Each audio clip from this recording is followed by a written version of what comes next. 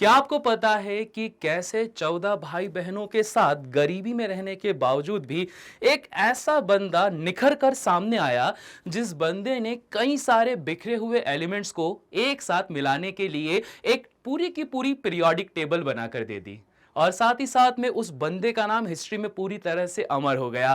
तो भाई साहब ऐसी कुछ कहानी के साथ में आज का चैप्टर हमारा स्टार्ट होने वाला है। चैप्टर तो आप लोग समझ ही गए होंगे और ऑलवेज ऑलरेडी बात है यार, आप लोगों ने वहां पर सारा पढ़ लिया होगा नाम की कौन सा चैप्टर चलने वाला है, तो कोई टेंशन वाली बात नहीं है, बड़े आराम से हम लोग करेंगे इस चैप्टर की शुरुआत। So hello everyone, very welcome to Step Up Academy. मेरा नाम है राहुल गुरुंग और आज हम लोग यहां पर पढ़ने वाले हैं क्लास 11 केमिस्ट्री का one of the most important chapter जो कि होने वाला है classification of elements and periodicity in properties. ठीक है, अब पहली बात तो ये कि चैप्टर का नाम इतना बड़ा सा लिखा हुआ है, अगर इसको भी आप सिंपल सा एक पीरियोडिसिटी भर भी बोल दोगे तो भी चल जाएगा। ठीक है, अब एक एक करके जानते हैं। सबसे पहला आप लोगों को पता होना चाहिए कि भाई साहब ये एलिमेंट्स क्या होते हैं। एलिमेंट्स का मतलब क्या, जब कभी भी सब्सटेंस को उसके प्योर फॉर्म पे रखा जाता है तो उसको क्या कहा जाता है, एलिमेंट्स कहा जाता है। जैसे कि अगर मैं बात करता हूं गोल्ड की, तो गोल्ड के अंदर कहानी आपके पास में यह होती है कि अगर आपने सपोज गोल्ड का कोई पीस लेके रखा हुआ है और उसके अंदर सारे के सारे एटम गोल्ड के हैं तो उसे क्या कहा जाएगा, एलिमेंट कहा जाएगा। ठीक है जी, क्लियर हो गई बात। इसके बाद बात कर लेते हैं कि जब कभी भी, ये तो एक एलिमेंट है, ऐसे और भी हो सकते हैं, जैसे हुआ आयरन या हुआ सोडियम या हुआ पोटेशियम, ऑर्गन, क्रिप्टॉन, बहुत सारे एलिमेंट्स थे। तो इन बहुत सारे एलिमेंट्स में कई सारी प्रॉपर्टीज अलग अलग भी थी और कई सारी प्रॉपर्टीज एक जैसी भी थी। तो इन सबको एक प्रॉपर ऑर्डर में अरेंज करना था और साथ ही साथ में क्या करना था, उनको इस तरह से अरेंज करना था कि वो पीरियोडिकली वहां टेबल में जम जाए। पीरियोडिकली टेबल में जमने का मतलब क्या होता है, 1 2 3 4 5 6 7 8 9 10 जितने तक भी आपकी टेबल जा रही है तो पीरियोडिकली वो चले और उसके बाद में ये बने। ठीक है, तो उसको क्या कहा जाता है, पीरियोडिसिटी कहा जाता है। अभी वो टेबल के अंदर आपको बहुत आसानी से समझ में भी आ जाएगा, कोई टेंशन वाली बात नहीं है भाई। राहुल गुरुंग सर से पढ़ रहे हो तो कोई टेंशन ही नहीं है, सारी चीजें क्लियर हो जाएंगी। बट हां, एक चीज जरूर अभी से सुन लो, अगर आप लेक्चर देख रहे हो तो यहां वन शॉट होने की वजह से कई सारी चीजों को थोड़ा सा हम लोग इस तरह से एक्सप्लेन कर रहे हैं जिसमें से काम काम की चीजें हमें समझ में आ जाए, जिस वजह से वीडियो भी बहुत ज्यादा लेंथी ना बन जाए और आपका काम भी इसमें हो जाए। बट हाँ, अगर आपको कोई भी टॉपिक बहुत ज्यादा डिटेल में समझना है तो आप बिल्कुल बेझिझक होकर कमेंट कर सकते हैं और उसमें करना है, जैसे आप कमेंट करोगे ना तो एक डेडिकेटेड वीडियो आप लोगों को मिल जाएगा। ठीक है जी, क्लियर हो गई बात। चलिए बढ़ते हैं आगे। अच्छा सबसे पहली बात तो यह है कि जैसा चैप्टर ही पीरियोडिक प्रॉपर्टीज पर डिपेंड करता है तो पीरियोडिक वर्ड का तो मतलब आपको समझा दिया गया है। पीरियोडिक का मतलब क्या होता है, जब भी कोई चीज रेगुलर इंटरवल पे दोबारा से रिपीट होती है तो उसको क्या कहा जाता है, पीरियोडिक वैल्यूज कहा जाता है। ठीक है, समझ में आ गई बात। जैसे कि आप बात करते हो कि एक साल के अंदर अलग अलग मौसम होते हैं, जैसे सुबह अभी बात करते हैं दिसंबर जनवरी तरफ ठंड लगती है, फिर गर्मी चालू होती है, फिर बारिश होती है, फिर ठंड होती है, तो ये पूरा पीरियोडिक साइकिल चलता है। तो उसी तरह से अगर आप बात करते हो किसी भी एलिमेंट्स के अंदर जो इस तरह से कोई एक पीरियोडिक वैल्यूज को देखते हुए ये सारी चीजें चल रही होंगी तो वो क्या कहलाता है, उसकी पीरियोडिक प्रॉपर्टीज कहलाता है। पीरियोडिक प्रॉपर्टीज हम दो तरीके से समझ सकते हैं। अगर मैं बात करता हूं फिजिकल ओवरव्यू की, तो फिजिकल ओवरव्यू में पीरियोडिक प्रॉपर्टीज को हमेशा रखा जाता है पीरियोडिक टेबल के अंदर। अगर इसको पीरियोडिक टेबल के अंदर रखा जाता है तो पीरियोडिक टेबल में यहां दो तरीके से इसको रखा जाता है। इसे रखते टाइम पे या तो इसे रखा जाएगा ग्रुप्स के अकॉर्डिंग देखते हुए या फिर पीरियड्स के अकॉर्डिंग देखते हुए, और जब इन दोनों को रखा जाता है तो एट द एंड हमारा कंक्लूजन यह होता है कि दोनों को रखने के बाद में दोनों की जो प्रॉपर्टीज होती हैं वो एक दूसरे को यहां पर न काटें, दोनों एक साथ म्यूचुअली आगे बढ़ें जिससे कि आपको क्या मिल सके, एंड रिजल्ट मिल सके। ठीक है जी, ये कहानी है। तो भाई ये तो मैंने बात करी फिजिकल ओवरव्यू की, पर अगर मैं बात करता हूं कि थोड़ा सा डीप डाउन जाके अगर मैं पीरियोडिक टेबल को समझूं तो यहां पर कई सारी ऐसी प्रॉपर्टीज हम लोगों के सामने आती है जिसको देखते हुए हम पीरियड और ग्रुप्स में इसको डिवाइड करते हैं। कौन कौन सी प्रॉपर्टीज होती है, चलो जानते हैं। सबसे पहली प्रॉपर्टीज की अगर मैं बात करता हूं तो सबसे पहली प्रॉपर्टी में आता है आयोनाइजेशन एनर्जी। इस बात को कृपया ध्यान दें, पहले क्या आता है, आयोनाइजेशन एनर्जी। आयोनाइजेशन एनर्जी के बारे में आप लोगों को पता ही होगा, किसी भी एटम को आयोनाइज करने के लिए जो एनर्जी होती है वो क्या कहलाती है, आयोनाइज एनर्जी। इसको भी डिटेल में पढ़ेंगे। अभी बस ये जान लो कि पीरियोडिक टेबल में जब चीजों को रखा जाता है तो कौन कौन सी उनकी प्रॉपर्टीज को देखते हुए रखा जाता है। एक हो गया आयोनाइजेशन एनर्जी, एक हो चुका है मेरे पास में इलेक्ट्रो नेगेटिविटी।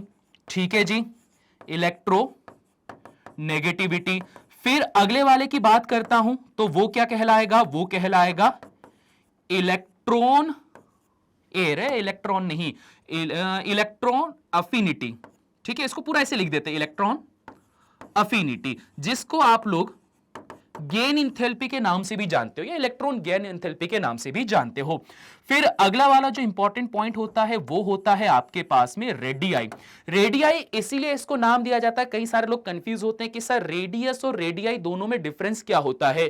तो बात ये होती है कि किसी भी एटमों की स्टडी करते टाइम पर डिफरेंट काइंड्स ऑफ रेडियस होती है। जैसे आयोनिक रेडियस होता है, एटॉमिक रेडियस होता है, कोवेलेंट रेडियस, मेटालिक रेडियस, या फिर बोला जाए वैन वाल रेडियस होता है।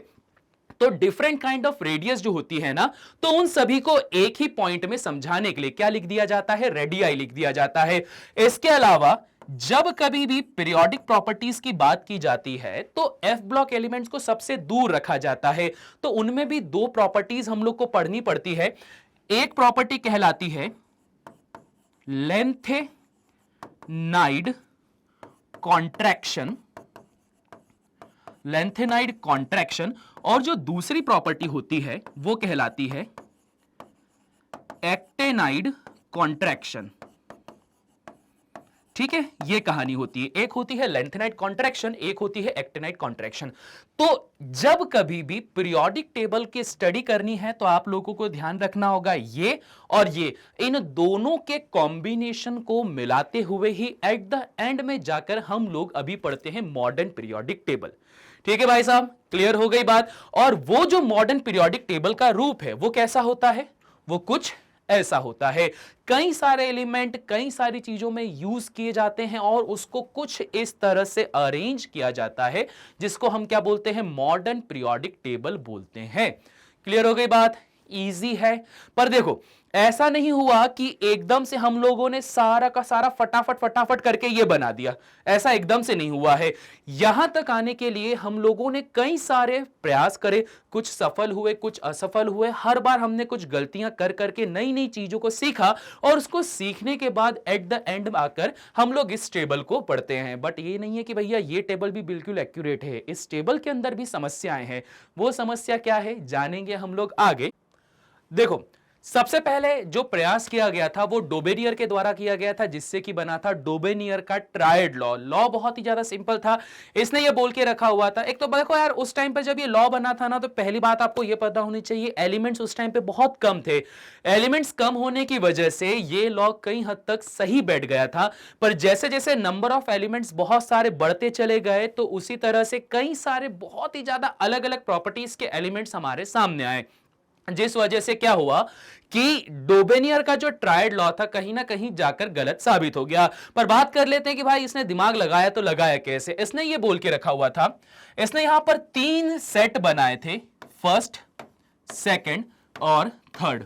ये लॉ ये बोलता था कि फर्स्ट और थर्ड वाले एलिमेंट का जो एवरेज होगा वो इस मिडिल वाले एलिमेंट के बराबर हो जाएगा। मतलब ये बोलता था कि सोडियम का जो एटॉमिक वेट होगा वो इक्वल होगा लिथियम प्लस पोटेशियम के वेट के एवरेज के, ठीक है, बाय 2 के।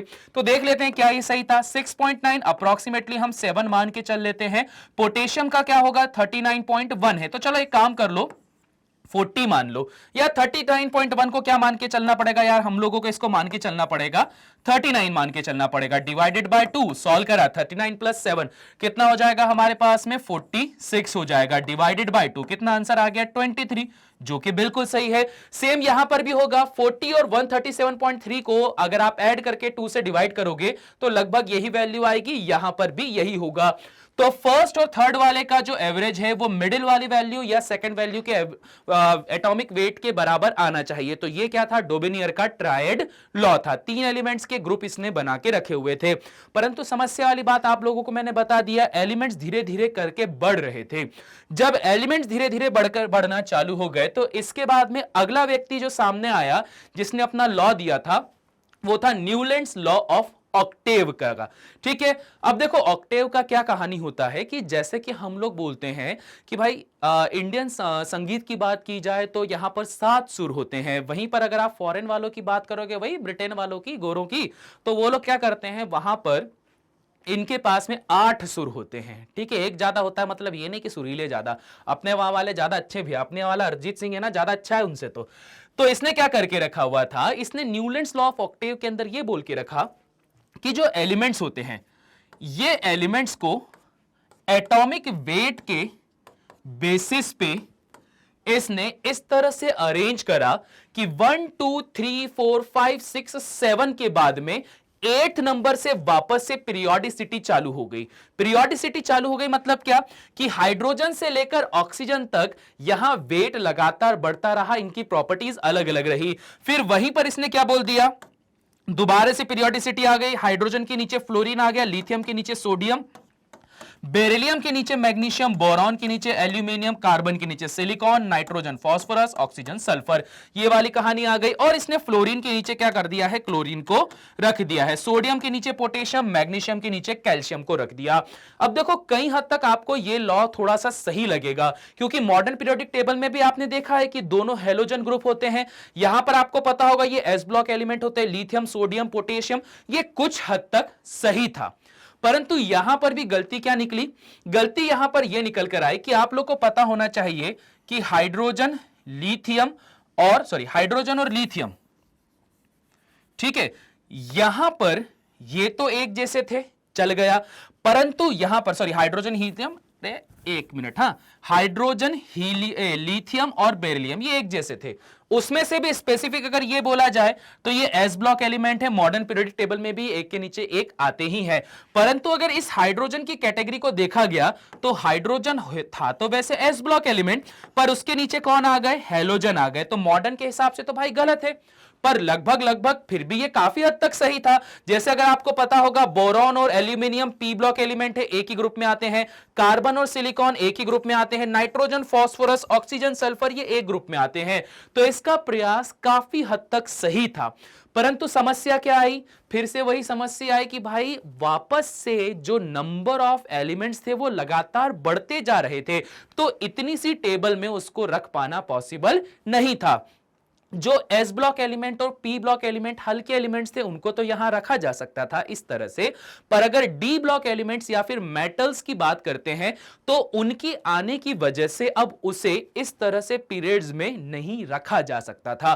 तो डोबेनियर के बाद में ट्रायड लॉ जो डोबेनियर के बाद में जो मेंडली एक कौन था, न्यूलैंड ऑक्टेव था, ठीक है, न्यूलैंड ऑक्टेव का भी लॉ जो हो गया वो भी क्या हो गया, फेल हो गया। हल्के एलिमेंट्स पे चलता है, एस ब्लॉक पी ब्लॉक पे, पर डी और एफ ब्लॉक पे ये फेल हो गया।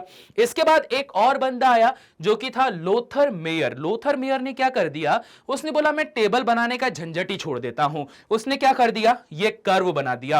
अब 11th क्लास में आने के बाद में सबका यही क्वेश्चन होता है कि सर ये जो कर्व होता है इसकी स्टडी कैसे की जाती है। उस बंदे के दिमाग में ऐसा क्या आया जिस वजह से उसने ऐसा लोथर मेयर कर्व से एक लॉ बना के रखा। तो एक चीज जरा समझो, जैसे इसके पहले वाले जो 2 लॉ थे वो एटॉमिक वेट के ऊपर बेस्ड थे, वहीं पर लोथर मेयर का जो पीरियोडिक टेबल का लॉ था वो बेस था किसके ऊपर, डेंसिटी के ऊपर बेस था। ठीक है, ये ध्यान रखना। अगर मैं बात करता हूं डेंसिटी की, तो डेंसिटी इज इक्वल टू क्या होता है हमारे पास में, मास या फिर एटॉमिक मास, क्योंकि एटम की बात करते हैं, अपॉन में जो एटम का वॉल्यूम होता है। ठीक है, ये इस पर डिपेंड करता था। तो ये डेंसिटी की कहानी थी। अब बात यह आती है कि सर चलो ये तो आपने बता दिया, यहां पर ये जो इसने कर्व बनाया, ये कर्व का क्या रोल था या किस तरह से इसने बनाया? तो भाई बहुत सिंपल सा है। इसने क्या करा कि जो सेम टाइप की प्रॉपर्टी कंटेन करते हैं उन्हें क्या कर दिया है, एक स्ट्रेट लाइन पर लाने की कोशिश करी। कैसे? चलो देखते हैं। आप लोग को पता होगा कि हाइड्रोजन, उसके बाद में क्या आता है भैया, लिथियम, सोडियम, फिर क्या आता है, पोटेशियम, रुबिडियम, आरबी और सीजियम। ठीक है, इसका शॉर्ट फॉर्म क्या होता है, हेलिना की रब से फ्रेंडशिप या रब से फरियाद। ठीक है, फरियाद तो भूल गए लिखने, एफ आर फ्रांशियम, ये भी लिख देते हैं, ये लो इस तरह से रहता है। तो ये पता होगा ये एस ब्लॉक एलिमेंट रहता है। अब ये टेबल को अगर आप पढ़ते हो लोथर मेयर कर्व को, तो देखो कैसे उसने समझाया। हाइड्रोजन सबसे यहां नीचे रहा, थोड़ा सा मैं साइड होकर दिखाऊंगा। हाइड्रोजन यहां सबसे नीचे रहा, रेड पेन आ जा भाई। Hydrogen, hydrogen, lithium, sodium, potassium, rubidium और सीजियम। ठीक है, ये कहानी चली। ये देखो, ये लगभग लगभग क्या हो रहा है, एक कर्व में लगातार पीक करते जा रहे हैं। फिर उसके बाद में क्या आता है, बेटा मांगे कार स्कूटर बाप रोए, एस ब्लॉक 2। तो ये देखो यहां पे क्या है, बेरिलियम, मैग्नीशियम, थोड़ा सा मुझे इधर जाना पड़ेगा, बेरिलियम, मैग्नीशियम, कैल्शियम, स्ट्रॉन्ट्रियम, बेरियम, यहां तक देखो। अभी जितने खोजे गए थे ना भैया, सिर्फ उतने की बात कर रहे। तो ये देखो, ये जितने भी क्रस्ट जा रहे थे वो एक जैसे एलिमेंट के जा रहे थे। फिर यहां गया, ये ऐसा गया, उसके बाद में क्या आ जाएगा, बोरॉन, एल्यूमिनियम। ठीक है, ये वाली कहानी हो जाएगी। तो बोलने का सीधा सा मतलब यहां पर यह है कि लोथर मेयर ने डेंसिटी को बेस बनाया और जितने भी क्रस्ट आए थे, जितने भी पीक आए थे, उन पीक को जोड़ते हुए उसने क्या करा था, सिमिलर एलिमेंट्स को यहां पर रख दिया था। ठीक है जी, क्लियर हो गई बात, इजी है। चलो भाई फिर बढ़ते हैं और आगे। अब देखो, जैसे ही ये वाला लोथर मेयर का कर्व बना, तो देखो कहानी मुझे तो काफी सही लगी, लगभग लगभग ये सही था। पर अब प्रॉब्लम ये थी कि यहां पे जो इसकी स्टडी थी, वो स्टडी करना थोड़ा सा मुश्किल हो रहा था। क्यों मुश्किल हो रहा था? क्योंकि आपको इस कर्व पे हर किसी की वैल्यू याद रखनी पड़ती है। एटॉमिक वॉल्यूम और किसके बेसिस पर रख के रखा हुआ था इसने, एटॉमिक वेट के बेसिस पे, मतलब वही डेंसिटी मास अपॉन वॉल्यूम होता है ना, तो मास अपॉन वॉल्यूम के बेसिस पे इसने इस डेंसिटी का ऑर्डर सेट करके रखा हुआ था। तो अब देखो यहां पर ये बना तो सही था, पर इसका स्टडी करना या इसका इंप्लीटेशन करना किसी क्वेश्चन को सॉल्व करने पर वो ज्यादा आसान नहीं था। तो इसके बाद में कौन आया, इसके बाद में आया हमारा हीरो, जो कि कौन थे, मेंडलीव। मेंडलीव की कहानी मैंने शुरुआत में तुमको सुनाई थी। मेंडलीव जो थे साइबेरिया से बिलोंग करते थे, जो बेसिकली उस टाइम पर वो रशिया का पार्ट हुआ करता था, बहुत बड़ा सा जो पार्ट रहता था। क्योंकि बाद में तुमको कहानी मालूम है, अगर नहीं भी पता है तो भैया हमारे हिस्ट्री वाले सर हैं राहुल सिंघई सर, उनसे जाके जरा पढ़ लेना। उन्होंने बहुत बढ़िया इसके ऊपर लेक्चर बना के रखा हुआ है कि भैया कैसे रशिया का विभाजन हुआ। छोड़ो हिस्ट्री अभी छोड़ते हैं, पहले अपने टॉपिक पे आते हैं। तो भाई वो बिलोंग करते थे साइबेरिया से, 14 भाई बहन थे भाई साहब, और साथ ही साथ में उनके जो फादर जो थे वो एक्चुअल में स्पोर्ट्स टीचर थे। तो इतना ज्यादा उनके पास में सैलरी वगैरह नहीं हुआ करता था, बट उनकी जो मदर थी उनको पता था कि उनका जो सबसे छोटा बेटा है ये मेंडलीव, ये भाई साहब दिमित्री मेंडलीव जो है वो बहुत टैलेंटेड पर्सन है। उनको पता था कि ये बहुत टैलेंटेड है और साथ ही साथ में पढ़ाई लिखाई में इसका दिमाग काफी ज्यादा अच्छा चलता है। तो उन्होंने क्या करा, उन्होंने काफी छोटी उम्र में ही दिमित्री मेंडलीव को गांव से एक शहर में ट्रांसफर कर दिया, और शहर में ट्रांसफर करने के बाद में बोल दिया कि भैया देखो, अब तुम्हें हम शहर में लेकर आ गए हैं, पढ़ना, खाना, पीना, सारी जिम्मेदारी तुम्हारी है, बढ़िया से पढ़ाई करना और कुछ बनकर ही बाहर निकलना। तो इस बीच में क्या हुआ, आप बोल सकते हो कि ये मेंडलीव का लक था, या कहीं ना कहीं पर ये किस्मत में होना ही लिखा था कि मेंडलीव की जो जॉब भी लगी या उनको जो जॉब करने को मिली, वो जॉब करने को कहां मिली, ग्लास फैक्ट्री में, जहां पर रंगीन ग्लासेस बनाए जाते थे। ठीक, तो रंगीन ग्लासेस बनाने के लिए आपको कई सारे डिफरेंट कंपाउंड्स को मिक्स करना पड़ता था, तभी अलग अलग कलर के वहां पर ग्लासेस बनते थे। तो इन सभी अलग अलग टाइप ऑफ एलिमेंट्स और अलग अलग टाइप्स ऑफ कंपाउंड से घिरे होने की वजह से इनके दिमाग में यह थॉट आना चालू हो गया कि क्यों ना इसे किसी तरह से अरेंज कर दिया जाए, और इस तरह से निर्माण हुआ मेंडलीव की पीरियोडिक टेबल का। ठीक है जी, कहानी समझ में आ गई? सुन ली कहानी? अगर कहानी सुन ली है, बढ़िया कहानी लगी है, तो वीडियो को अब भी फटाफट से पहले तो लाइक कर देना। अभी हम लोग फिर क्या करते हैं, आगे बढ़ते हैं मेंडलीव के पीरियोडिक लॉ के ऊपर। क्योंकि भाई साहब बात यह है कि अगर आप टेबल बना भी देते हो तो टेबल बनाने के लिए आपको कोई लॉ तो देना पड़ेगा, तो ये उसी लॉ के ऊपर बेस्ड था। चलिए भाई समझते हैं हम लोग मेंडलीव का पीरियोडिक लॉ क्या बोलता है। According to him the physical and chemical properties of the element are periodic function of their atomic masses. ये वाला पॉइंट ध्यान रखना। अच्छा, तुमने एक चीज यहां नोटिस करी, मेंडलीव और उसके पहले के जितने भी यहां पर साइंटिस्ट हुए, उन्होंने सबने क्या करके रखा है, एटॉमिक मास को काफी ज्यादा वेटेज दिया है। उसी के बेसिस पर इन्होंने सारी कहानी समझाने की कोशिश करी थी। अब यहां पे क्या बोला गया कि he arrange the known elements in order of their increasing atomic mass. Periodic function के साथ साथ उसे इंक्रीजिंग एटॉमिक मासेस के थ्रू क्या करा गया था, आगे बढ़ाया गया था। The fact that the elements with similar property should fall in the same vertical columns, इसके बारे में भी कहानी बता दूंगा मैं। अभी इसके बाद में अगली स्लाइड में वही है।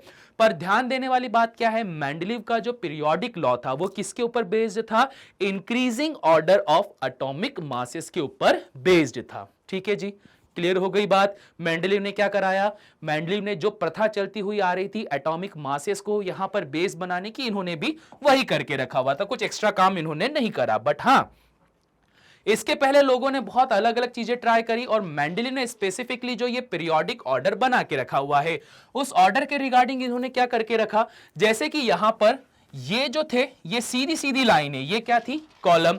और इस तरह से ये जो आपके पास में रोज है, इन्हें क्या कहा गया, इन्होंने पीरियड कहा गया। तो देखो, रोज को कहा पीरियड, और जो ये कॉलम्स थे इसको क्या कहा, इन्होंने ग्रुप कहा। तो इस तरह से इसको इन्होंने बनाया। अब यहां पर अगर आप कहानी देखोगे तो हाइड्रोजन 1.008, हीलियम नियर अबाउट 4, और उसके बाद में लिथियम 6.94, बेरिलियम। यहां पर जैसे जैसे पीरियोडिक फंक्शन चल रहे थे, अच्छा यहां पर कितने ग्रुप बने हैं, 1 से लेकर ये हो गया 8 और एक 9 ग्रुप। टोटल यहां पर 9 ग्रुप्स को बनाया गया या 9 कॉलम्स को बनाया गया, जिसमें से 1 से लेकर 8 तक तो जो थे वो सारे के सारे मेटल्स, नॉन मेटल्स यहां और मेटलॉइड्स भरे हुए थे।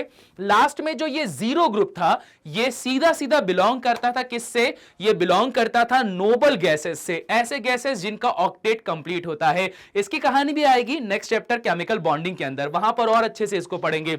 अभी ये कहानी चल रही थी। अब देखो यहां पर कहानी कहां से चली, लिथियम से कहां तक गई है गाड़ी, हीलियम तक गई है। लिथियम से हीलियम तक लगातार आपको दिख रहा है। हीलियम वाले को तो खैर अपन छोड़ ही दो, यहां पर ज्यादा हम लोग नहीं जाएंगे।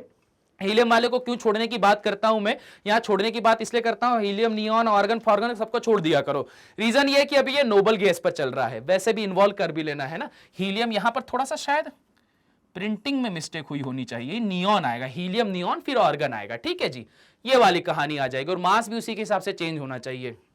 छोड़ो कोई बात नहीं, हमका तो क्या काम है, मेरा इस काम है। चलो भाई साहब वापस से आते हैं टॉपिक के ऊपर। तो इस तरह से उन्होंने पीरियोडिक फंक्शन पे बनाना चालू करा। ये देखो यहां से यहां तक मास बढ़ रहा है, फिर वापस यहां पर आए, यहां से यहां मास पे क्या हुआ, फिर डिफरेंस चालू हो गया। हर बार इंक्रीजिंग ऑर्डर पे ये चालू हो गया। ठीक है, ये कहानी थी। सब कुछ बढ़िया चल रहा था, बहुत फेमस भी हुए, और ये फेमस इसीलिए भी ज्यादा हुए क्योंकि इन्होंने प्रेडिक्शन करी थी फ्यूचर की। क्या फ्यूचर की प्रेडिक्शन करी, इन्होंने क्या बोला कि यार देखो अभी जितने एलिमेंट्स प्रेजेंट हैं उन्हें तो यहां पर रख दो, अगर इसके बाद और भी एलिमेंट्स बनते हैं तो उसके लिए उन्होंने क्या कर दिया है, जगह खाली छोड़ दी, स्पेसेस छोड़ दी। इन्होंने ये बोला कि भाई जितने हैं उतने तो रखे रहने दो, आगे फ्यूचर में और भी ऐसे एलिमेंट्स होंगे जो डिस्कवर किए जाएंगे, तो उनके लिए जगह खाली छोड़ दी। और इस वजह से मेंडलीव की पीरियोडिक टेबल काफी ज्यादा फेमस भी हुई, क्योंकि इन्होंने उस टाइम पर प्रेजेंट एलिमेंट के बारे में तो बात करी, साथ ही साथ में इन्होंने ये बोला कि फ्यूचर में क्या क्या आ सकता है उन सभी को भी यहां पर एज इट इज छोड़ देना चाहिए। ठीक है, तो ये कहानी हुई। बहुत सारे दिमाग चलाया, बहुत बढ़िया, सब कुछ अच्छा जा रहा था। परंतु जब भी सब कुछ अच्छा जाता है कुछ ना कुछ समस्याएं आ ही जाती हैं, और खास करके साइंटिस्ट लोगों के साथ में। क्यों समस्याएं आती हैं, अगर कोई साइंटिस्ट अपना कोई भी एक लॉ देता है तो मालूम कई सारे लोग उसके पीछे पड़ जाते हैं, और फिर पीछे पड़ के वहां पर बोलते हैं कि भैया लॉ तो दे दिया पर कुछ ना कुछ तो गलती करी है, तो यहां पर गलतियां निकलने लगी। क्या क्या गलतियां निकली? सबसे पहली गलती और जो सबसे पहला सबसे बड़ा ब्लंडर था वो ये था कि मेंडलीव बोलते थे कि increasing order of periodic properties, इसमें मैंने इसको अरेंज करके रखा हुआ, इंक्रीजिंग ऑर्डर पीरियोडिक प्रॉपर्टी में increasing order of atomic masses, sorry atomic masses, या इनके अकॉर्डिंग बोलूं तो एटॉमिक वेट। ठीक है, ये इनका लॉ था, पीरियोडिक लॉ था। अब इन्होंने जब ये लॉ दिया, उस लॉ को देने के बाद ही इसमें गलती भी इसी लॉ के रिगार्डिंग निकली। कैसे निकली? अगर मैं बात करता हूं ऑर्गन और पोटेशियम की, तो यहां पर यह निकल कर आया कि जो ऑर्गन का मास था वो कितना था? 39.94। वहीं पर पोटेशियम का जो मास है वो कितना है? 39.10। तो ऑब्वियस बात है ऑर्गन का जो मास है वो ज्यादा है एज कंपेयर टू पोटेशियम। तो क्या हुआ? सर ये तो बहुत बड़ा ब्लंडर कर दिया। आप ही बोलते हो कि increasing order of atomic mass पे इसे आपको अरेंज करना है, पर जब इस टेबल को देखा गया तो टेबल को देखकर यह पाया गया कि यहां पर तो सर ये इंक्रीजिंग ऑर्डर तो हो ही नहीं रहा है, यहां तो आपने गड़बड़ी कर दी। तो सर ये वाली गड़बड़ी हो गई, ये तो डिक्रीजिंग ऑर्डर चल गया बीच में। इसके अलावा भी और भी यहां पर गलतियां निकली थी, जैसे कि देखो वो नोबल गैस ही गलतियां करवाता है रे भाई, नोबल गैस ही क्या करता है? गलतियां करवाता है। ये देखो यहां पीरियोडिक टेबल में चल रहे थे 52, 54, 58 का तक पहुंच गए, उसके बाद में क्या है? 83.7 किस पे आया है? क्रिप्टॉन पे। फिर वही क्रिप्टॉन के बाद में जस्ट देखा कॉपर, तो कितना आ गया? 63.57। ये कहानी हो गई। उसके बाद में क्या है? जिंक 63.38। मतलब ये था कि कई सारे एलिमेंट जो थे जो इन्होंने यहां पर रखे हुए थे, तो उन्होंने क्या करा? उन्होंने इनका सपोर्ट नहीं करा उस एटॉमिक मास के इंक्रीजिंग ऑर्डर का। साथ ही साथ इन्होंने ये बोल के रखा था कि एक ही ग्रुप के अंदर एक जैसे एलिमेंट्स होंगे। ठीक है, क्या बोला था? एक ही ग्रुप के अंदर एक जैसे एलिमेंट्स होंगे। पर इन्होंने क्या कर दिया? एक ग्रुप के अंदर दो सब ग्रुप बना दिए। जैसे इसने देखो सेकंड वाले ग्रुप के अंदर ए वाला अलग दिख रहा है जो लेफ्ट हैंड साइड पर है, और बी वाला अलग दिख रहा है जो राइट हैंड साइड पे है। इसके अलावा फिर सामने वाले ने और गलती निकाली, उसने क्या बोला कि सर यहां तक तो ठीक है, आपने यहां S block element, P block element, D block element को रख दिया, पर एफ ब्लॉक एलिमेंट ने आखिर आपका क्या बिगाड़ा था कि आपने उसे बाहर रख दिया? क्या चीज थी ऐसा जो यहां पर गलती हो गई? ये वाली बात आई। इसके बाद एक और मुद्दा उठा, वो मुद्दा ये था कि सर हमें पता है एटम्स जो होते हैं वो आइसोटोप्स भी फॉर्म करते हैं, तो सर ये जो आपने बना के रखा है उसमें आइसोटोप्स का क्या? आइसोटोप्स को आखिर कहां जगह मिलेगी? ये वाली भी गलती हो गई। तो कई सारी गलतियां यहां पर निकलना शुरू हो गई। अब देखो ये जो मैंने पॉइंट आपको बता दिया ये तो इसे ओरली बता दिया, पर जब एग्जामिनेशन आपकी होगी तो एग्जामिनेशन में क्वेश्चन आता है, write the main postulates of Mendeleev periodic table and write its periodic law। और साथ ही साथ में यहां पर यह भी बोला जाता है कि भैया मेंडेलीव ने आखिर अपने पीरियोडिक टेबल में क्या क्या गलतियां करी थी, तो उसको भी पॉइंट आउट करना। ये सारे क्वेश्चन आपसे पूछे जाते हैं, तो हम लोगों को वही करना है, जरा उन्हीं पर ध्यान रखना है। सबसे पहले यहां पे इस पे डिमेरिट्स पे ही आ जाते। अच्छा, मेरिट्स की बात करता हूं, तो ये तो तुमको पता चल गया ना कि जमाया कैसे था, ऐसे ग्रुप्स के अंदर इसको जमा के रखा हुआ था और ऐसे यहां पर क्या करके रखे हुए थे? पीरियड्स बना के रखे हुए थे। तो ये सारी क्या थी? इनकी अच्छी अच्छी बातें थी। और सबसे बड़ी बात वो बोलते हैं ना एक कहावत, अंधों में काना राजा, तो यहां पर वही वाली कहानी थी उस टाइम पर। इससे बेस्ट कुछ भी नहीं था, पर जैसे जैसे लोगों ने इनकी टेबल को बहुत ज्यादा स्टडी करना चालू करा, गलतियां निकलने लग गई। क्या क्या गलतियां निकली? सबसे पहले डिमेरिट्स में आया कि position of hydrogen is uncertain. Hydrogen की पोजीशन जो है वो क्या थी? अनसर्टेन थी। क्यों? अब यहां पर बात होती है कि सर हाइड्रोजन तो गैस है, पर इसके नीचे रखे हुए lithium, sodium, potassium, rubidium, silver, caesium, gold, ये सारे के सारे क्या होते हैं? मेटल्स होते हैं, जो नेचर में कैसे होंगे? सॉलिड। तो उन्होंने बोला कि अगर आप बात करते हो कि एक ग्रुप के अंदर फिजिकल और केमिकल प्रॉपर्टी सेम होनी चाहिए, तो ये तो सेम नहीं है, ये तो अलग अलग हो गई। तो यहां पर क्या निकल कर आई? पहली गलती। दूसरी गलती क्या करके रखा है? No separate position were given to isotopes. वही वाली बात जो भी मैंने बताई थी, आइसोटोप्स को कोई पोजीशन नहीं दी गई। थर्ड बोला है anomalous position of lanthanides and actinides in periodic table. ये जो लास्ट में इन दोनों को बाहर पटक दिया गया, किस किस को? लेंथेनाइड्स और एक्टिनाइड्स को। तो इनकी ऐसी क्या गलती थी कि इन्होंने टेबल के बाहर इसको रख दिया? तो भैया ये भी डीमेरिट्स के अंदर कंसीडर किया जाएगा। इसके अलावा order of increasing atomic weight, जो सबसे बड़ा ब्लंडर था। सामने वाले ने यही पॉइंट आउट करा कि भैया आपने ही बोला था increasing order of atomic weight, और आप ही तो यहां गड़बड़ी कर रहे हो। गड़बड़ी कहां से हो रही थी? ऑर्गन और पोटेशियम की, जो अभी मैंने पॉइंट आउट करवाया था। इसके बाद में क्या हुआ था? टेलेरियम और आयोडीन, यहां पर भी गलती निकल कर आई। तो यहां पर यह बोला गया कि भैया आपने ही बोला था कि increasing order of atomic weight पे अरेंज करना है, पर आपने ही अपने लॉ को फॉलो नहीं करा, तो ये तो बहुत बड़ा ब्लंडर हो गया।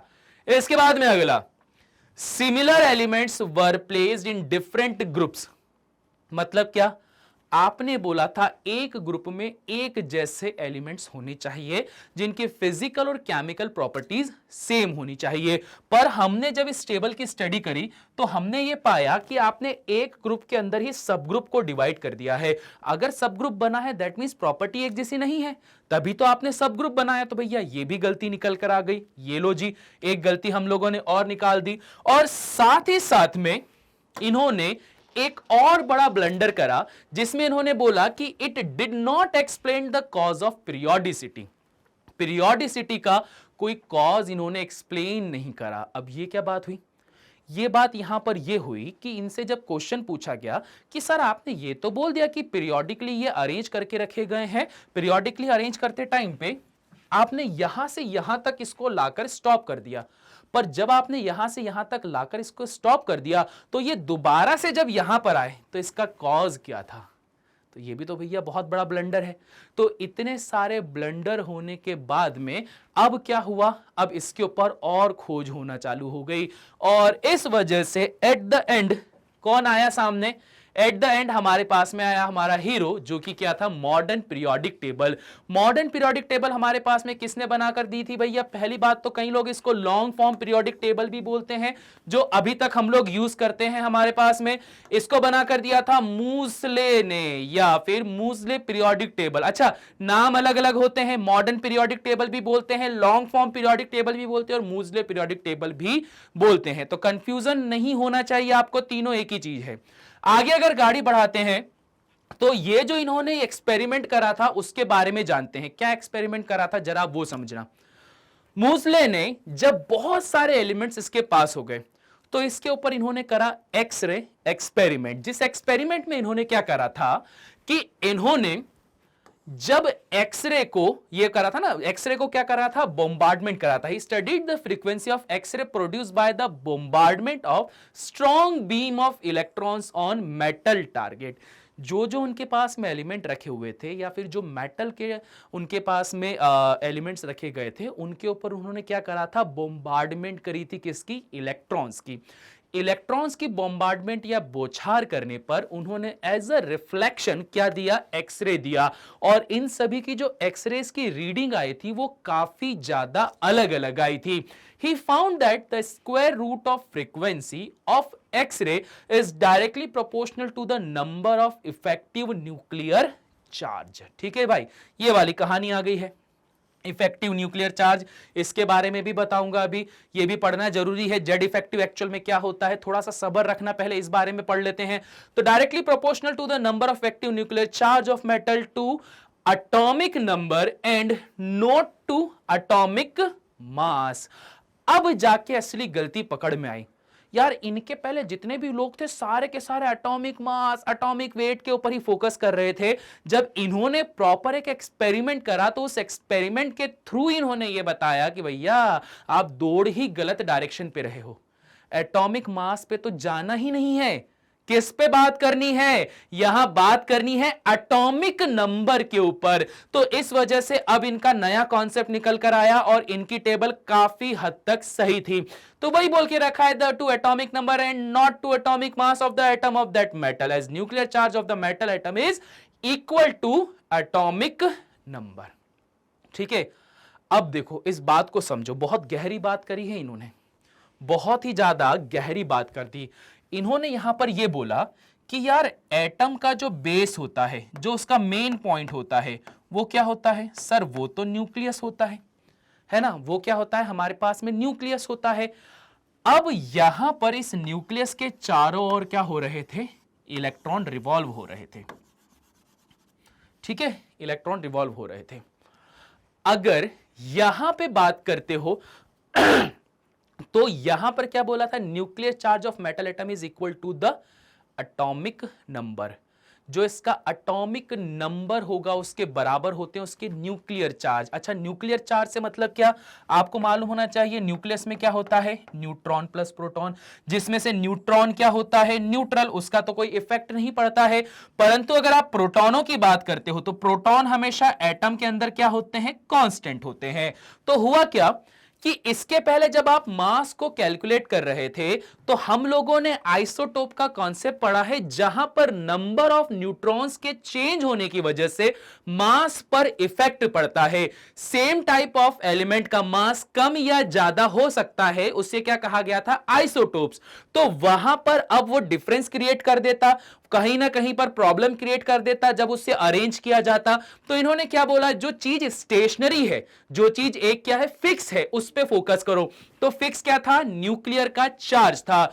न्यूक्लियर का चार्ज अगर फिक्स था तो न्यूक्लियर के फिक्स चार्ज पे कौन आया था, प्रोटॉन आया था। तो प्रोटॉन को फिक्स करके इन्होंने ये सारी कहानी कह डाली। और इनके द्वारा बोली गई बात को इन्होंने एक एक्सप्रेशन के थ्रू बताया।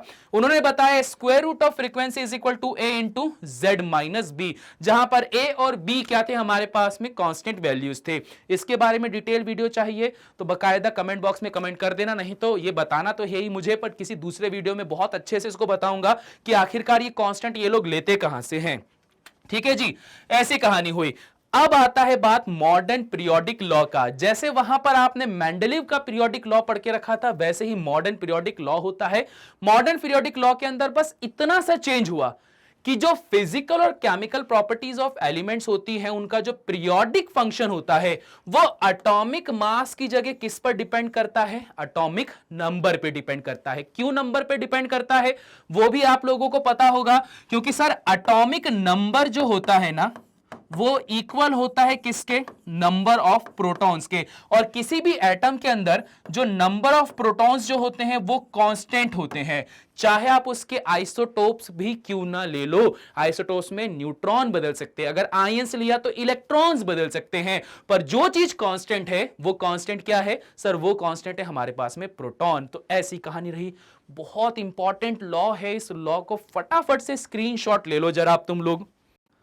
ठीक है भाई साहब, स्क्रीनशॉट ले लिया, चलिए इसे भी इरेज कर देते हैं, बढ़ते हैं आगे। अगला यहां पर एक टॉपिक दे के रखा हुआ है, उस टॉपिक को कहा गया है पीरियोडिसिटी।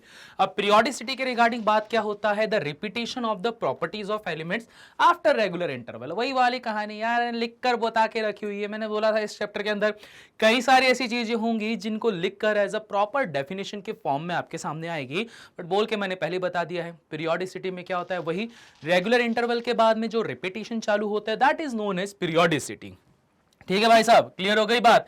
अब देखिए जी, अगर मैं बात करता हूं मॉडर्न पीरियोडिक टेबल के जन्मदाता, तो वो कौन है, ये मूसले जी हैं। इन मूसले जी ने प्रॉपर इस तरह से एक ऐसा अरेंजमेंट करा जिसके अंदर इन्होंने इसे ग्रुप्स जो कि कॉलम के फॉर्म पे थे और पीरियड्स जो कि ऐसे रोज के फॉर्म में थे, इसमें इसे डिवाइड कर दिया। और इस तरह से निर्माण हुआ पीरियोडिक टेबल का, जिसके अंदर मोस्ट ऑफ दी चीजें सही थी। परंतु जैसे बोला जाता है कि ताजमहल को भी इतना अच्छा बनाने के बाद भी उसके अंदर भी एक छोटा सा छेद बाकी रह गया था, जिसने उस ताजमहल में थोड़ा सा क्या कर दिया है, थोड़ा सा इंपरफेक्शन लेकर आ गया है। तो सेम उसी तरह से यहां पर भी कुछ इंपरफेक्शन वाली चीजें थी, वो भी हम लोग जान लेंगे, इतना टेंशन नहीं लेना भाई, आराम आराम से सब कर लेंगे। अब देखो, ये आपके पास में क्या है, मॉडर्न पीरियोडिक टेबल है, जिसका निर्माण किसने करा था, मूसले ने। जैसा अभी बताया कि इसे कैसे क्लासिफाई करा गया था, पीरियड्स और ग्रुप्स के अंदर। जितने भी कॉलम है वो सारे के सारे क्या कहलाते हैं, ग्रुप्स, और जितने भी रोज हैं वो सारे के सारे क्या कहलाते हैं, पीरियड्स कहलाते हैं। ठीक है जी। अब इसके पहले जो चैप्टर पढ़ा हुआ है एटॉमिक स्ट्रक्चर, उसमें आप लोगों को यह पता होगा कि जो एलिमेंट्स होते हैं उसको ऑर्बिटल्स के रिगार्डिंग चार तरीके से बांटा गया था। कौन कौन से, S block, P block, D block and F block elements, इस तरह से इसको बांटा गया था। ठीक है। अब आपको यहां पर वहां पर मैंने यह भी बताया था कि एस ब्लॉक के अंदर आपके पास में एक ऑर्बिटल होता है जिसके अंदर या तो ऐसा होगा कि एक इलेक्ट्रॉन सीधा होगा या अनपेयर्ड होगा, या फिर दो इलेक्ट्रॉन ऐसे होंगे जो कि पेयर्ड होंगे। तो इस वजह से एस ब्लॉक एलिमेंट में दो ग्रुप्स बन जाते हैं या दो कैटेगरीज बन जाती है। उसी तरह से अगर मैं पी ब्लॉक एलिमेंट की बात करता हूं तो पी ब्लॉक एलिमेंट में क्या होगा कि टोटल 3 ऑर्बिटल्स होते हैं, और इन 3 ऑर्बिटल्स के अंदर एक केस वो होगा जहां पर सिर्फ एक इलेक्ट्रॉन होगा, दूसरा केस होगा जहां दो इलेक्ट्रॉन होंगे, तीसरा ये, चौथा ये, पांचवा ये और छठा ये। तो जिस किसी भी S block, P block, D block या एफ ब्लॉक की बात की जाए तो जितने नंबर ऑफ इलेक्ट्रॉन्स उसके अंदर एंटर होते हैं तो उसी के रिगार्डिंग क्या होता है, ये डिसाइड किया जाता है कि वो किस ग्रुप से बिलोंग कर रहे हैं। तो इसी के रिगार्डिंग अगर मैं बोलता हूं कि एस ब्लॉक में मैक्सिमम कितने इलेक्ट्रॉन जा सकते हैं, 2 इलेक्ट्रॉन जा सकते हैं। इसी वजह से ये जो एस ब्लॉक एलिमेंट का ग्रुप है ये कितने ग्रुप हैं, 2 ग्रुप हैं। पी ब्लॉक में मैक्सिमम 6 इलेक्ट्रॉन जा सकते हैं, तो ये देखो टोटल 6 ग्रुप है, 1 2 3 4 5 6। डी ब्लॉक में कितने इलेक्ट्रॉन्स जा सकते हैं, टोटल 10 इलेक्ट्रॉन्स। तो यहां पर देखो ये ट्रांजिशन एलिमेंट या डी ब्लॉक एलिमेंट जो है ना उसका ग्रुप ये रहा। वहीं पर एफ ब्लॉक की बात करते हैं तो उसमें 14 इलेक्ट्रॉन्स जा सकते हैं। तो टोटल यहां पे आपके पास में 14 ग्रुप्स बना के रखे गए हैं। तो इस तरह से क्या हुआ, इसको डिवाइड करके रखा हुआ है। कहानी पे अगर बात करते हैं तो यहां पर क्या होता है कि ये जो एस ब्लॉक एलिमेंट होते हैं जनरली ये क्या होते हैं, अल्कलाई मेटल और अल्कलाई अर्थ मेटल। अल्कलाई का मतलब होता है ऐसे एलिमेंट जिनका नेचर कैसा होता है, बेसिक होता है, बेस नेचर वाले होते हैं। तो ये क्या होते हैं, ये वाली कहानी, ठीक है। अच्छा, बेस और एसिड नेचर के रिगार्डिंग आप क्या बोल सकते हो, एक इलेक्ट्रॉन डोनर कैटेगरी में आते हैं और एक एक्सेप्टर कैटेगरी में आते हैं। तो यहां पर एस ब्लॉक एलिमेंट की बात की जाती है तो यहां इसको कहा जाता है एस ब्लॉक 1, जिनकी प्रॉपर्टी लगभग एक जैसी है, अल्कलाई मेटल। और यहां पर आप बात करते हो तो ये क्या है, alkali earth metals, beryllium, magnesium, calcium, strontium, barium वगैरह, ये सारी कहानी आती है। ठीक है भाई, सब क्लियर हो गई बात। उसी तरह से यहां पर आते हैं पी ब्लॉक एलिमेंट और यहां पर पूरा क्या आता है, डी ब्लॉक एलिमेंट का ग्रुप आता है। अब जरा यहां पर इसकी थोड़ी सी स्टडी पे और फोकस कर लिया जाए। कैसा फोकस कर लिया जाए जरा समझना, इंपॉर्टेंट चीज है भाई। ये पीरियोडिक टेबल आपको पढ़ते भी आना चाहिए, बहुत बहुत बहुत ही ज्यादा इंपॉर्टेंस रखती है ये। अब देखो होता क्या है, जिस चीज का इंतजार आप शुरू से कर रहे थे कि भाई कोई ना कोई टेक्निक होती है, कोई ना कोई ट्रिक होती है इतने सारे एलिमेंट्स को याद करने की, तो आपको बता देता हूं ट्रिक होती है। जी हां, बिल्कुल होती है। उस चीज को हम लोग अभी भी पढ़ेंगे। अभी हम उसको थोड़ा सा पढ़ेंगे और एक लेक्चर बहुत अलग ही बनाऊंगा जिसके अंदर आपको उसमें और ब्रीफली उसको समझाऊंगा। अभी जरा काम काम की चीजों पर हम लोग फोकस कर लेते हैं। जैसे अगर बात करते हैं ये एस ब्लॉक एलिमेंट, इनका बहुत ही ज्यादा यूज किया जाता है। तो इस पूरे के पूरे ग्रुप की जब आप स्टडी करते हो तो इसको याद रखने का फॉर्मूला क्या होता है, ये होता है हेलिना। ठीक है, क्या हो जाएगा, हेलिना। अगर आप चाहो तो इसको सिर्फ एच लिख देना, हेलिना की रब से, एक सेकेंड, हाँ सी एस कर दो, रब से कैसे लिखेंगे, सी करके लिखता हूं, सी एस करके लिखता हूं, सी एस ई, रब से फ्रेंडशिप। ठीक है, हेलिना की रब से फ्रेंडशिप, ये हो जाएगा आपके पास में फर्स्ट वाले के लिए। सेकंड वाले की बात करते हैं तो बहुत ही ज्यादा यूज किया हुआ नाम है, जो कि क्या होता है, बेटा मांगे कार स्कूटर बाप राजी। ठीक है, क्या कहानी हो जाएगी, बेटा मांगे कार स्कूटर बाप राजी, तो ये कहानी हो जाएगी। अच्छा, यहां पर अभी बहुत ओवरव्यू के हिसाब से ही बता रहा हूं। अगर आप चाहोगे क्या, वो तो मुझे करना ही है, एक पूरा डेडिकेटेड बनाना पड़ेगा जिसमें हम काफी स्पेस रखेंगे, जिसमें कि एक को लिखकर बता दूंगा मैं। और उसके बाद आते हैं आप यहां पर पी ब्लॉक एलिमेंट पे। तो पी ब्लॉक एलिमेंट पे यहां पर पी ब्लॉक 1 पे कौन आएगा, बोरॉन, एल्यूमिनियम, गैलियम, इंडियम और थैलियम। तो इसको याद रखने का तरीका क्या होता है, इसको याद रखने का तरीका आपके पास में है, कहां लिखूं, इसे इरेज कर देता हूं।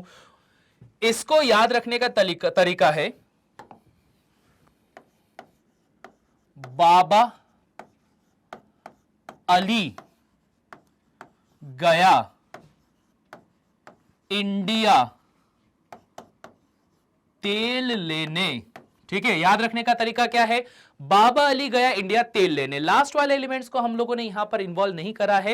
रीजन ये है कि ये जो लास्ट वाले एलिमेंट होते हैं most of the time radio active characteristic के होते हैं, और साथ ही साथ इनमें एक खासियत और होती है कि साइज बहुत ज्यादा बड़ा होगा, और ये जो रहते हैं ये मेन मेड है, मतलब ऐसा नहीं कि नेचुरली ऑकर्ड होते हैं, इसको ह्यूमंस के द्वारा बनाया जाता है। तो यहां पर क्या हो गया, ये हो गया बाबा अली गया इंडिया तेल लेने। तो बोरॉन, एल्यूमिनियम, गैलियम, इंडियम और थैलियम, ठीक है, ये वाली कहानी, बाबा अली गया इंडिया तेल लेने। इसके बाद यहां पर क्या आता है, यहां पर आपके पास में बहुत ही फेमस कोट होता है। फेमस कोट में क्या होता है, फेमस कोट में होता है कहे सीता जी सुनो प्रभु, ठीक है, क्या हो जाएगा, कहे सीता जी सुनो प्रभु, ये वाली कहानी हो जाएगी।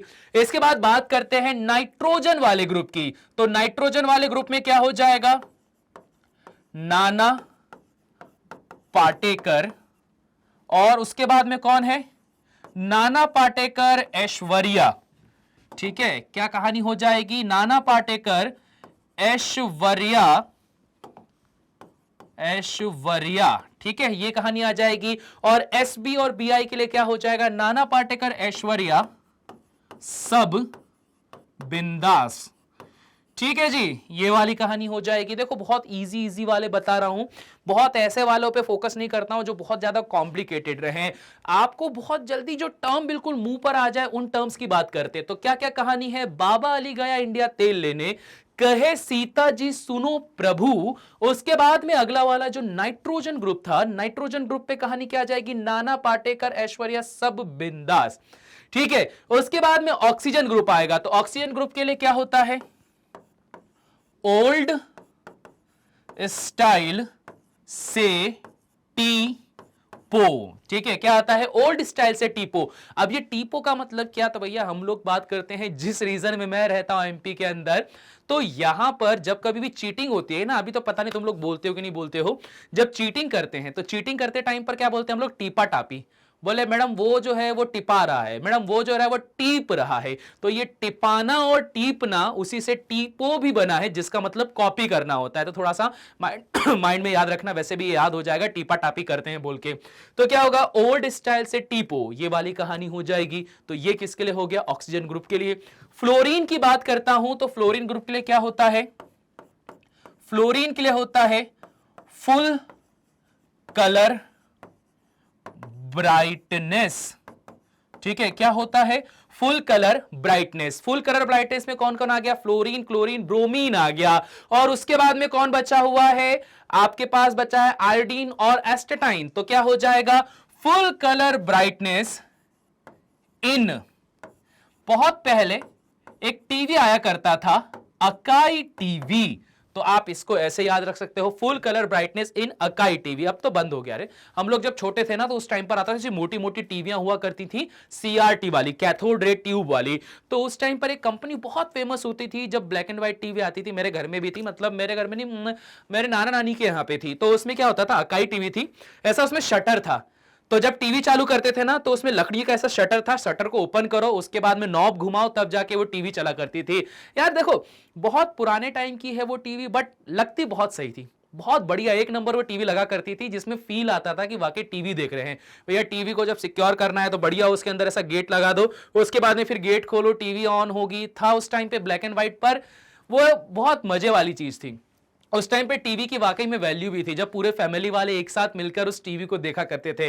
अभी तो क्या होता है, घर में बहुत बड़ी बड़ी एलसीडीज लगा दी है, हम लोग यहाँ बोर्ड पे पढ़ा रहे हैं, ये भी एक तरीके से टीवी ही है, जिसपे आप ऑडियो वीडियो सभी का मजा ले सकते हो। बट वो वाली बात नहीं थी, अब वो वाली बात नहीं रही जो उस टाइम पे हुआ करती थी, कि पूरे फैमिली के साथ में जो हम लोग वीडियो देखकर मजे लिया करते थे। ठीक है, छोड़ो, हर समय के साथ सब कुछ बीत जाता है।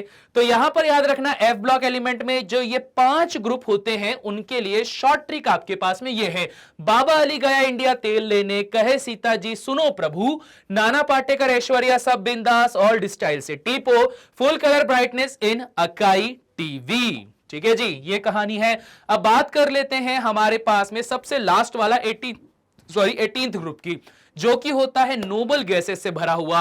नोबल गैसेस ऐसी गैसेस होती हैं जिनका ऑक्टेट कंप्लीट होता है जिस वजह से ये किसी और से रिएक्शन करने को नहीं देखती है।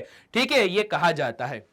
पर क्या है, इंसान जो होता है बहुत तिकड़मी इंसान होता है। इंसानों ने क्या करा है कि जो नोबल गैस बोलता है कि भैया मैं किसी से रिएक्शन नहीं करूंगा, तो जबरदस्ती उनको फोर्स करवा के रिएक्शन करने के लिए मजबूर कर दिया।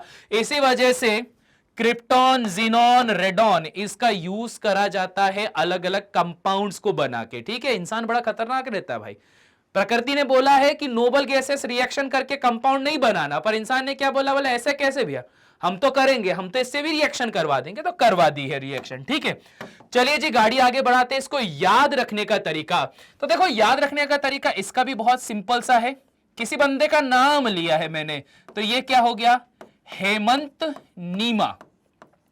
क्या नाम रखा है, हेमंत नीमा। शायद तुम लोगों को ये सरनेम सुनने में नया लग रहा होगा, बट मैं रहता हूं कहां पे, इंदौर में रहता हूं। तो इंदौर में नीमा सरनेम बहुत फेमस है। नीमा सरनेम वाले अधिकतर खूब पैसे वाले लोग और अच्छे धन धान्य से संपूर्ण लोग होते हैं। तो इसमें क्या लिख सकते हो आप, हेमंत नीमा और, ठीक है, AUR ऐसा लिख दिया, हेमंत नीमा और कृष। ठीक है जी, क्या रख दिया हम लोगों ने, हेमंत नीमा और कृष, ये वाली कहानी रख दी। इसके बाद में क्या आया है, जीनॉन और रेडॉन। चाहो तो कुछ अपना जोड़ दो, नहीं चाहो तो इतना भी काफी है, हेमंत नीमा और कृष, और साथ में लिख देना as it is xenon and radon. ठीक है, ये कहानी हो जाएगी, इनके नाम है। रेडॉन गैस के रिगार्डिंग एक बहुत ही खास बात बोली जाती है कि जब कभी भी अर्थक्वेक आने वाला होता है किसी वॉल्केनिक एरिया में, मतलब जहां पर ये वॉल्केनो वगैरह फटते हैं ना, पहाड़ वगैरह होते हैं, तो वहां पर अगर अर्थक्वेक आने वाला होता है तो वहां पर रेडॉन गैस की मात्रा सडनली इंक्रीज हो जाती है। नेचर में रेडॉन गैस बहुत कम पाई जाती है। ये अर्थ में जो अर्थ की क्रस्ट है उसके काफी नीचे पाई जाती है। और क्या होता है कि जब कभी भूकंप आता है, तो भूकंप आते टाइम पर जनरली जो वॉल्केनिक एरिया होता है ना, तो वहां पर दरारें पड़ती है, तो वहां से रेडॉन गैस निकलना चालू हो जाती है। तो कई सारे साइंटिस्ट इस अर्थक्वेक आने का जो टाइम रहता है उसको भी इसी से डिसाइड कर लेते हैं कि कितने अमाउंट पे रेडॉन गैस की जो मात्रा है वो बढ़ रही है एटमॉस्फेयर में, जिससे बता देते हैं कि इतने इतने टाइम के बाद में मोस्ट प्रोबेबली अर्थक्वेक आ सकता है। ठीक है, ये कहानी होती है। तो ये होता है भैया इसको याद रखने का तरीका। एस ब्लॉक हमने देख लिया, पी ब्लॉक देख लिया, अब आता है सबसे समस्या वाली चीज जो कि होती है D block element. D block element को पढ़ने का तरीका कुछ अलग होता है, इसे हम लेफ्ट टू राइट पढ़ते हैं, इस बात का ध्यान देना। ठीक है, क्या पढ़ेंगे इसको, लेफ्ट टू राइट पढ़ लेंगे। लेफ्ट टू राइट में भी यहां कहानी बहुत आसान होगी, क्यों, क्योंकि यहां पर स्कैंडियम की बात की जाए तो एटॉमिक नंबर कितना होता है 21, वहीं जिंक की बात की जाए तो एटॉमिक नंबर कितना है 30। टोटल कितने एलिमेंट हैं, 21 से लेकर 30, टोटल 10 एलिमेंट होते हैं। और मैंने शुरुआत में ही बोल दिया था डी ब्लॉक एलिमेंट्स के अंदर, डी ब्लॉक्स में टोटल 10 इलेक्ट्रॉन्स जाने की वजह से टोटल 10 ग्रुप्स बनते हैं। ठीक है जी, क्लियर हो गई बात। अब इसको याद रखने का तरीका भाई बहुत कॉमन है, कई लोगों से तुम लोगों ने सुन के रखा होगा, बट याद नहीं रह पाता है तो कोई टेंशन वाली बात नहीं। इसको याद रखने का तरीका है, साइंस टीचर, टीचर में स्पेलिंग गलत कर देना, TICHER कर देना, TEACHER मुझे भी आता है, इंग्लिश है, बट यहां पर मैंने स्पेलिंग जानबूझ के गलत करवाई है ताकि आपको यहां पर टिन याद रह जाए। ठीक है, साइंस टीचर VCR। ठीक है, अब नई चीज आ गई है, तो वो पुरानी चीज पर तुम लोगों ने शायद अभी नहीं देखी होगी। साइंस टीचर VCR, पहले के टाइम पर क्या होता था, ऐसी मोटी मोटी वीडियो टेप्स मिली जाती थी, तो उसको क्या कहा जाता था, VCR कहा जाता था। ठीक है, और उसका रीजन भी था क्योंकि वो वीडियो टेप्स हुआ करती थी और वहां पर क्रोमियम का यूज करके उसको क्या बोल रहे हैं हम, VCR बोला जाता था। ठीक है, वो मैग्नेटिक टेप हुआ करती थी, बाद में कभी होगा तो हम उसमें भी बात करेंगे कि मैग्नेटिक टेप क्या होती है, कैसे फोटो वोटो वो वहां पर प्रोड्यूस करती है। बट खैर अभी ज्यादा बात करके मतलब नहीं, क्योंकि अभी तो हम लोगों ने क्या कर दिया है, हर चीज को डिजिटलाइज कर दिया है। डिजिटलाइज करना मतलब क्या, 0 और 1 के फॉर्मेट में हम मेमोरीज को स्टोर करना चालू कर देते हैं। तो इसी वजह से पेन ड्राइव के अंदर भैया जगह भी छोटी रहती है, स्पेस कम, स्पेस में आप ज्यादा कंटेंट वहां पर डाल लेते हो। ठीक है, बट उस टाइम पर बहुत पहले चली जाती थी वीडियो टेप, जिसको क्या कहा जाता है, VCR। तो आप यहां पर इसको ऐसे याद रख सकते हो, साइंस टीचर VCR में फेको, ठीक है, क्या लिखा है? फेको। साइंस टीचर वीसीआर में फेकोनी कॉपर जिंक, ये हो गया इसको याद रखने का तरीका। क्या क्या बोल के रखा है रे भाई? साइंस टीचर वीसीआर में फेकोनी कॉपर जिंक। इसके अलावा अगर आप यहां देखो तो बिल्कुल एक्यूरेट बैठ गया। साइंस टीचर वीसीआर में के लिए क्या हो जाएगा? मैग्नीज। फिर फेको आयरन के लिए सॉरी कोबाल्ट के लिए सीओ, नी कॉपर जिंक। तो भैया ये हो गया इसको याद करने का तरीका। समझ में आई बात? इजी है? इजी तो नहीं है, थोड़ा बहुत आप लोगों को यहां पर वापस से रट्टा मारना पड़ेगा। और रट्टा मारने का मतलब वो नहीं कि जो तुम बिल्कुल बोलते हो कि भैया नहीं ये तो रट्टा ही नहीं मारूंगा। रट्टा मारना में उस चीज को बोलता है जब आप यहां 21 से 30 तक को बिल्कुल ऐसे रटते कि सर 21 पे स्कैंडियम आ रहा है, फिर वो आ रहा है, फिर वो आ रहा है, फिर वो आ रहा है, वो याद करते। उसकी जगह एक आप क्या कर सकते हो, छोटी सी यहां पर जो लाइन है उसको याद कर सकते हो, ठीक है। और ये लाइन बहुत ही सिंपल है, बहुत ज्यादा कॉम्प्लिकेटेड नहीं है, या बहुत ज्यादा डिफरेंट ऐसी नहीं है कि भाई आप लोगों ने जीवन में कभी सुन के ही नहीं रखी हुई है, ठीक है। तो इजी इजी लाइन का उपयोग किया जाए। उसके बाद में क्या होता है, यट्रियम से बात आती है, तो अब इसको भी देख लेते हैं जरा। यहां पर इसको याद रखने का तरीका होता है यार जरा, ठीक है। यार जरा निभाना, यार जरा निभाना मौत तक, ठीक है। क्या लिखा है? यार जरा निभाना मौत तक रुकावटें राह पड़े आग, रुकावटें कहां लिखा है? रुकावटें राह पड़े आग में कूद। अब यहां पर कूद जो होगा ना उसको सी से रिप्रेजेंट कर देना, ठीक है। तो क्या कहानी बन जाएगी? यार जरा निभाना मौत तक रुकावटें राह में पड़े, राह पड़े सॉरी यार जरा निभाना मौत तक रुकावटें राह पड़े आग में कूद। तो यहां से क्या आया? यट्रियम, जर्कोनियम, नायोबियम, मोलिबेंडियम, और इसी तरह से गाड़ी आगे बढ़ती चढ़ी गई हमारे पास में। ये ऐसा राह पड़े आग में छोड़ देना, कूद के लिए क्या आ जाएगा हमारे पास में? कैडमियम आ जाएगा। ये तरीका होता है याद करने का, ठीक है भाई साहब। क्लियर हो गई बात? इतना क्लियर हो गया? अभी हम लोग इस लेक्चर में सिर्फ इतना ही पढ़ रहे हैं, ठीक है। लेक्चर खत्म नहीं हुआ रे भाई, अभी इतना पढ़ रहे हैं। इसका मतलब क्या हो जाएगा कि सिर्फ नाम अभी इतने देखे हैं, क्योंकि आप देख ही रहे हो कि बोर्ड अब यहां पर छोटा पढ़ने वाला है, क्योंकि इतने सारे नाम अलग से रखे गए हैं।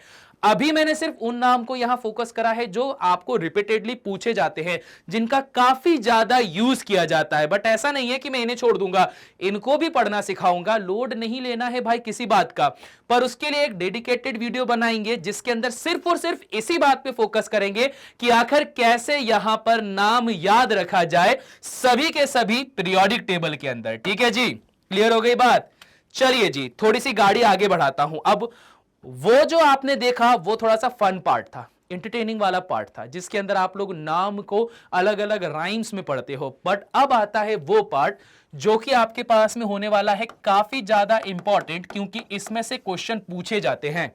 और ये वाला पार्ट ऐसा पार्ट है जिसमें से लोगों ने उम्मीद नहीं करी थी, बट जेईई मेंस में इसका क्वेश्चन आ गया था, साथ ही साथ में नीट में भी इसका क्वेश्चन पूछ लिया गया था। किसी ने भी इसको ज्यादा कोई पढ़ता नहीं है, ध्यान नहीं देता, बोले अरे क्या पूछा जाएगा, नॉमेनक्लेचर क्या ही पूछ लेंगे, परंतु ये क्वेश्चन आ गया था, ठीक है। इस वजह से इसको पढ़ना ज्यादा जरूरी है। वहां भले ही मजा आएगा पर नंबर यहां से आएगा, तो जो नंबर लाएगा उसको पढ़ना ज्यादा जरूरी है, ठीक है। अब देखो पहली बात तो इस नॉमेनक्लेचर की जरूरत क्यों पड़ी? तो भाई साहब नॉमेनक्लेचर की जरूरत इसलिए पड़ी कि पहले क्या हो रहा था कि इस पीरियोडिक टेबल में जितने भी एलिमेंट्स थे, तो ज्यादातर क्या होता था कि जब एलिमेंट्स को खोजा गया तो भाई जो उसके सोर्स थे, मतलब जहां से मिला, जैसे आप बात करते हो सिल्वर की तो वो अर्जेंटीनियम से बन के रखा हुआ था, या और भी ऐसे एलिमेंट जो थे, तो जनरली वो प्लेसेस के जरिए, या फिर बोला जाता है जैसे RF रदरफोर्डियम, तो किसी साइंटिस्ट के नाम पर इसको रखा जाता है। पर हम लोगों ने ये चीज समझ ली कि आप नेचर से जितने भी एलिमेंट्स को यहां निकाल रहे हो, उसके अलावा भी आप कई सारे एलिमेंट्स को सिंथेसाइज कर रहे हो, खुद लैब में बना रहे हो। तो अगर आप लैब में बनाना शुरू कर देते हो तो भाई ये तो फिर वही बात हो जाएगी, जिस साइंटिस्ट ने बनाया वो अपने हिसाब से उसका नाम रखना चालू कर देगा। सपोज अगर मैंने कोई यहां पर कुछ ऐसा एलिमेंट नया डिस्कवर कर लिया है, नया एलिमेंट मैंने बना दिया, तो उसका नाम क्या रख दिया जाएगा? राहुल नियम रख दिया जाएगा। तो भाई साहब अब राहुल नियम रख दिया जाए, या सपोज राहुल नाम बहुत ज्यादा कॉमन है, किसी एक और बंदे ने डिस्कवर करा उसका नाम भी था, तो अब उसका एलिमेंट का नाम क्या रखोगे? राहुल नियम 2 रखोगे। It is not possible. तो इस वजह से क्या हुआ कि नंबरों के कंफ्यूजन बहुत बढ़ रहे थे, क्योंकि साइंटिस्ट लोगों ने यह समझ लिया कि भाई साहब 118 119 के बाद ही गाड़ी रुकेगी नहीं, लगातार आगे बढ़ती जाएगी। सो फॉर दैट रीजन उन्होंने अब एक नॉमेनक्लेचर का सिस्टम यहां पर इंट्रोड्यूस करवाया कि अब जितने भी एलिमेंट्स होते हैं तो उसको पर्टिकुलर किसी साइंटिस्ट या प्लेस का नाम न देते हुए उसके लिए क्या करा जाएगा? उसके लिए एक नॉमेनक्लेचर डिसाइड किया जाएगा। अब उसी नॉमेनक्लेचर के रिगार्डिंग इन्होंने कुछ नंबर सिस्टम बनाए। जैसे अगर बात करते हैं जीरो की, तो जीरो के लिए क्या लेकर रखा हुआ है? नील, और इसका एब्रिविएशन क्या कर दिया है? एन। उसी तरह से पेंट मतलब 5, 1 के लिए क्या रख दिया है? अन, 2 के लिए बाय, 3 के लिए ट्राई, 4 के लिए क्वाड, 5 के लिए पेंट, 6 के लिए हेक्स, 7 के लिए सेप्ट और 8 के लिए ऑक्ट, 9 के लिए इन करके रख दिया है। ठीक है, यह कहानी बता दी गई है। तो इसके अकॉर्डिंग अगर यहां पर कोई कंपाउंड है, सॉरी कोई एलिमेंट है जिसका नंबर है 107, एटॉमिक नंबर, हां, क्योंकि मॉडर्न पीरियोडिक टेबल तो एटॉमिक नंबर पे चली थी, तो यहां पर क्या लिख दिया है? 107। तो 1 के लिए क्या है सर? 1 के लिए है अन, उसके बाद में क्या आएगा? नील, क्योंकि 0 के लिए है नील, 7 के लिए क्या होता है? सेप्ट, तो यहां पर रख दिया मैंने सेप्ट, और लास्ट में एक सफिक्स लगाया जाता है जिसको क्या कहा जाता है? ईयम। तो ये क्या हो जाएगा? अन नील सेप्टियम। ठीक है भाई साहब, क्लियर हो गई बात? क्या नाम रखा है? अन नील सेप्टियम। नाम याद रखने का तरीका बहुत ही आसान है। आप लोगों ने इसके पहले भी ऑर्गेनिक केमिस्ट्री में भी पढ़ के रखा होगा, मिथ एथ प्रोप ब्यूट वाला वो कहानी, तो कुछ तो यहां पर उससे ही जुड़े हुए हैं। जैसे पता है 5 को वहां पर भी हम पेंट बोला करते थे, 6 को हेक्स, 7 को सेप्ट, 8 को ऑक्ट बोला करते थे। 9 चेंज हो गया जिसको इन कहा गया है। वहीं 0 का मतलब होता है कुछ भी नहीं, तो कुछ भी की नहीं के लिए क्या होगा? नील। 1 के लिए क्या लिख दिया है? अन। 2 के लिए क्या लिख दिया है? बाय। 3 के लिए तो हमें पता ही है ट्राई, और 4 के लिए क्या होता है? क्वाड होता है। नाम ध्यान रखना, मैं तुम लोगों को बार बार बोल रहा हूं, एग्जामिनेशन में भी इसमें से क्वेश्चन बनने के चांस हैं काफी ज्यादा, जिसमें सीधा ये लिख दिया जाएगा कि बताओ यहां पर ये संख्या लिख दी गई है, अगर इसको आप नॉमेनक्लेचर में लिखते हो तो इसका नाम क्या जाएगा? सपोज इस बार तुम लोगों को यहां पर लिखकर दे दिया 110, क्या लिखकर दे दिया? 110। तो अब जरा मुझे बताओ कि अगर 110 लिखकर तुम लोगों को दे दिया गया है तो इसका नाम क्या होगा? तुरंत वीडियो को पॉज करो, वीडियो को पॉज करके तुरंत यहां पर लिखो टाइम स्टैंप डाल के कि सर इतने टाइम पे जो ये क्वेश्चन पूछा गया था उसका आंसर ये आएगा। चलो फटाफट से वीडियो यहां पर लिखो और स्क्रीनशॉट भी लो साथ ही साथ में। ठीक है जी, दे दिया जवाब, क्लियर हो गई बात? चलो थोड़ा सा गाड़ी हम लोग और आगे बढ़ाते हैं, तो थोड़ा एग्जाम्पल देख लो। यहां पर एग्जाम्पल लिख कर रखे हुए हैं कि भैया 104 पे 104 है, तो 104 पे क्या हो जाएगा? क्वाडियम हो जाएगा, क्योंकि देखो ऑब्वियस बात है 4 के लिए क्वाड होता है और 1 के लिए अन होता है, यहां पर नील होता है। 105 में पेंटियम आ जाएगा और 110 पे क्या आ जाएगा? नीलियम आ जाएगा। वो सिंपल सी बात है। अब यहां पर एक और बढ़िया सी बात होती है, वो बढ़िया सी बात यहां पर ये होती है कि सपोज अगर 111 या 111 यहां कोई एटॉमिक नंबर कंटेन करता है कोई एटम, तो इसका नाम क्या होगा? पता है इसका नाम क्या होगा? इसका नाम बड़ा ही कंफ्यूजिंग सा हो जाता है अगर आप बोलने पर जाते हो, लिखने पर तो बहुत आसान है। तो 1 के लिए क्या करोगे आप? अन, अन और फिर अन, और लास्ट में क्या लगा दोगे? ईयम। तो इसका नाम क्या हो जाएगा? अन अन अनियम, ये इसका नाम हो जाएगा। तो भाई देखो ये बहुत ऐसा आप बोलो कि कोई एक्सपेक्ट नहीं करता है कि ये वाला क्वेश्चन पूछा जाएगा, बट सडनली क्या होता है कभी कभार ऐसे बम फूट जाते हैं जिसके अंदर यहां पर ये पूछ लिया जाता है कि बताओ 111 वाले का नाम क्या है, तो उसका नाम फिर आप लोगों को इस तरह से पता होना चाहिए। ठीक है जी, क्लियर हो गई बात? इजी है। तो चलिए जी गाड़ी थोड़ी सी और आगे बढ़ाई जाए। यहां पर एक छोटी सी प्रॉपर्टी आप लोगों को पढ़नी होती है, वो होती है डायगोनल रिलेशनशिप। अब इसके बारे में आपको मैं ये बता देता हूं कि अगर आप इस चैप्टर के रिगार्डिंग देखोगे तो इस chapter specific specifically chapter number 3 जो पीरियोडिसिटी है, तो उसके रिगार्डिंग ये वाला टॉपिक इतना इंपॉर्टेंस नहीं रखता है। ये वाला टॉपिक ज्यादा इंपॉर्टेंस तब रखेगा जब आप इनऑर्गेनिक केमिस्ट्री में S block P block elements को पढ़ते हो, क्योंकि वहां पर जाके स्पेसिफिकली ये बोला जाता है कि ये बताओ अगर लिथियम और मैग्नीशियम के बीच में डायगोनल रिलेशनशिप पाया जाता है तो वो क्यों पाया जाता है। ठीक है, वहां पर ऐसा क्वेश्चन पूछा जाता है। फिर एक क्वेश्चन बनता है कि बेरिलियम और मैग्नीशियम एल्यूमिनियम के बीच में डायगोनल रिलेशनशिप क्यों पाया जाता है। तो वहां पर आपको एक एक पॉइंट समझाना पड़ता है। पर यहां पर अगर पीरियोडिक टेबल की बात की गई है तो उसके रिगार्डिंग आपको ये थोड़ा सा पता होना चाहिए। डायगोनल रिलेशनशिप क्या होता है कि देखो, अगर मैं यहां पर ये पीरियोडिक टेबल की स्टडी करता हूं तो इस पीरियोडिक टेबल का जब अरेंजमेंट किया जाता है तो डायगोनल में रखे हुए कुछ एलिमेंट्स ऐसे होते हैं जो लगभग सिमिलर प्रॉपर्टीज को पजेस करते हैं। तो इस तरह से जो प्रॉपर्टीज होती है उसे क्या कहा जाता है, डायगोनल प्रॉपर्टीज कहा जाता है। जैसे यहां लिथियम के बिल्कुल डायगोनल में क्या दिखाई दे रहा है, मैग्नीशियम। ठीक है, और वहीं अगर मैं बेरिलियम के डायगोनल की बात करता हूं तो थोड़ा दूर जरूर हो गया है डायगोनल, परंतु है तो अभी भी ये डायगोनल, क्योंकि ये सेकंड पीरियड है, ये क्या है मेरे पास में थर्ड पीरियड है। तो यहां सेकंड और थर्ड पीरियड के बीच में भी डायगोनल में कौन प्रेजेंट है, यहां प्रेजेंट है बेरिलियम और एल्यूमिनियम। तो ये भी क्या करते हैं, लगभग एक जैसी प्रॉपर्टी को पजेस करते हैं। तो जब कभी भी पीरियोडिक टेबल के अंदर रखे गए ऐसे एलिमेंट जो कि डायगोनल में होते हैं, एक जैसी प्रॉपर्टी को पजेस करते हैं, तो उसे क्या कहा जाता है, डायगोनल रिलेशनशिप कहा जाता है। ज्यादा अच्छे से क्वेश्चन कहां पूछा जाएगा, एस ब्लॉक एलिमेंट में। उसमें क्वेश्चन बनता है कि यह बताओ कि लिथियम और मैग्नीशियम के बीच में डायगोनल रिलेशनशिप क्यों होता है। तो वहां पर पॉइंट जनरेट होते हैं। साइज लगभग एक जैसा है, साथ ही साथ में इसका जो इलेक्ट्रोपॉजिटिव कैरेक्टरिस्टिक होता है वो भी लगभग एक जैसा होता है, और भी कई सारे फैक्टर्स होते हैं जो इनके सिमिलर होते हैं, जिस वजह से इनमें डायगोनल रिलेशनशिप पाई जाती है। ये वाली बात भी हम लोग करेंगे, पर जब वहां इनऑर्गेनिक केमिस्ट्री चालू होगी ना वहां पर करेंगे, क्योंकि यहां पर इतना इसका ज्यादा कोई मतलब नहीं रहता, आप इसको पढ़ भी लोगे तो। ठीक है, चलिए जी आगे बढ़ते हैं।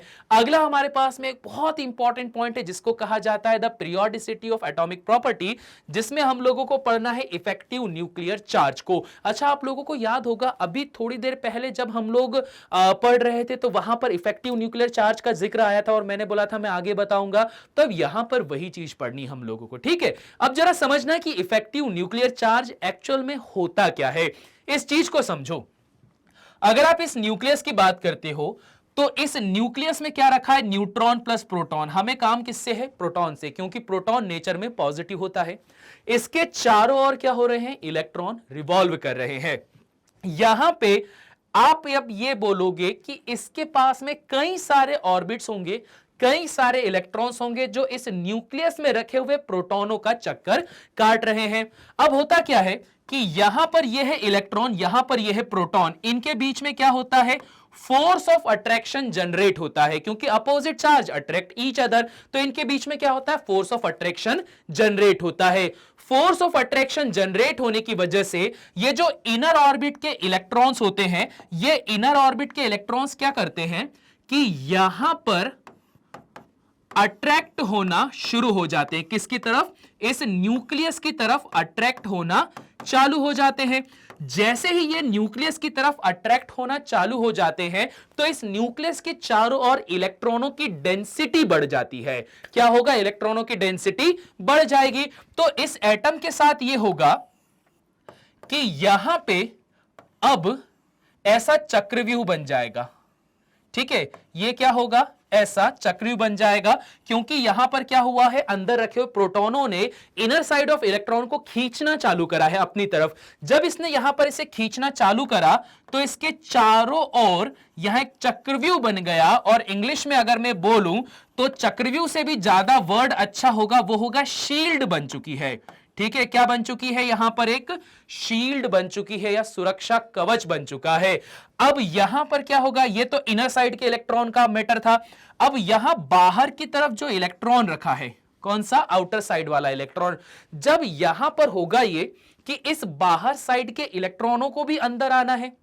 अगर बाहर के इलेक्ट्रॉन अंदर आने की कोशिश करते हैं तो इन्हें यहां पर प्रोटॉन अपने पास बुलाता तो है, परंतु यहां रखे हुए डेंस्ड इलेक्ट्रॉनों का जो क्लाउड होता है या इलेक्ट्रॉनों की शील्ड होती है उसको रिपेल करना चालू कर देती है। और जब यहां पर ये इसको रिपेल करना चालू कर देती है तो अब यहीं से सबसे बड़ी समस्या सामने आती है।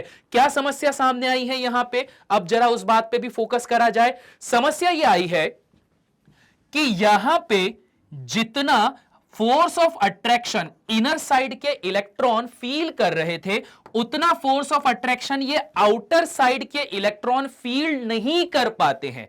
दोनों में डिफरेंस आ जाता है। अंदर वाले जो इलेक्ट्रॉन्स होते हैं वो ज्यादा अट्रैक्ट होते हैं, ज्यादा क्लोज आते हैं, बाहर वाले क्लोज नहीं आ पाते हैं। इस वजह से जो न्यूक्लियस का चार्ज होता है उसमें डिफरेंस जनरेट होता है और यहां पर जो वो डिफरेंस जनरेट होता है उसे ही क्या कहा जाता है, इफेक्टिव न्यूक्लियर चार्ज कहा जाता है।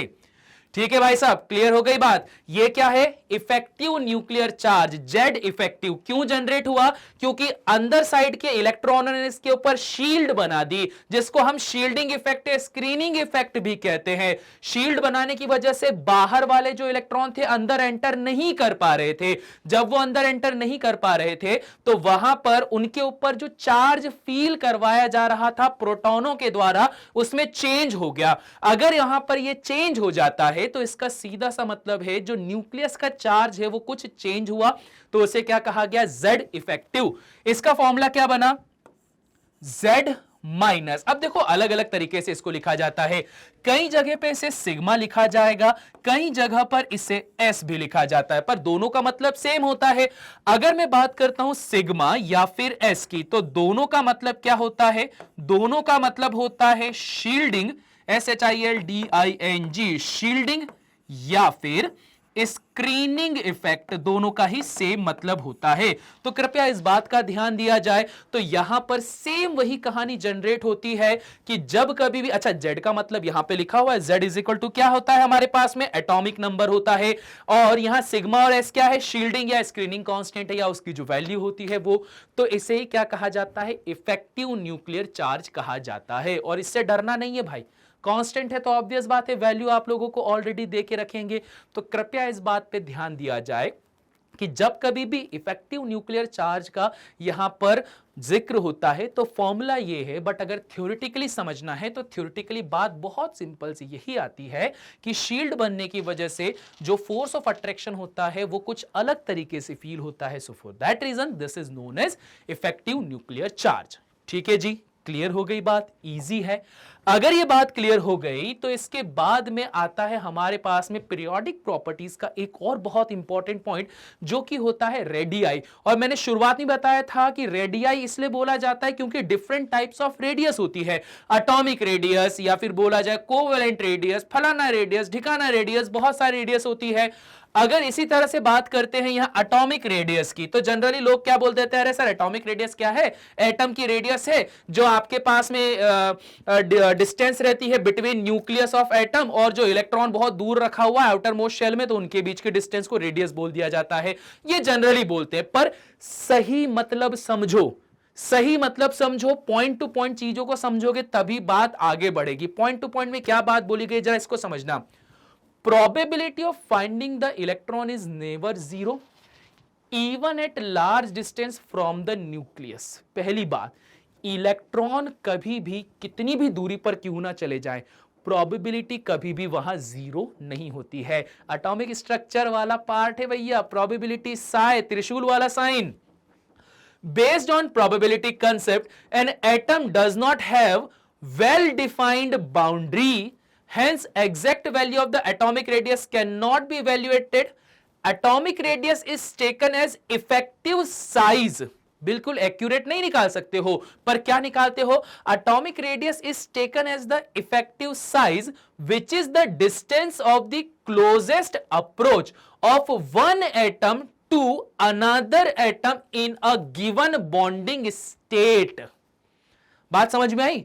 अभी तक तुम लोग क्या पढ़ते थे एटॉमिक रेडियस को, तुम लोग एटॉमिक रेडियस को यहां पर यह पढ़ते थे कि सर एटॉमिक रेडियस का मतलब यह होता है कि यहां पर सेंटर में आपने प्रोटॉन रख दिया है और जो आउटर मोस्ट शेल के अंदर इलेक्ट्रॉन रहता है तो उन दोनों के बीच की जो डिस्टेंस होती है आप उसको एटॉमिक रेडियस बोला करते थे।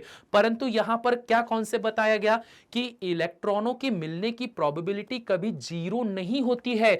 तो क्या होता है कि जो सिर्फ एक सिंगल एटम पे अगर तुम रेडियस ढूंढोगे और तुम ये बोलोगे कि प्रोटॉन और आउटर मोस्ट शेल में के बीच के जो दूरी होती है इलेक्ट्रॉनों की, तो उसको क्या कहा जाता है? Atomic radius. तो वो बिल्कुल गलत है।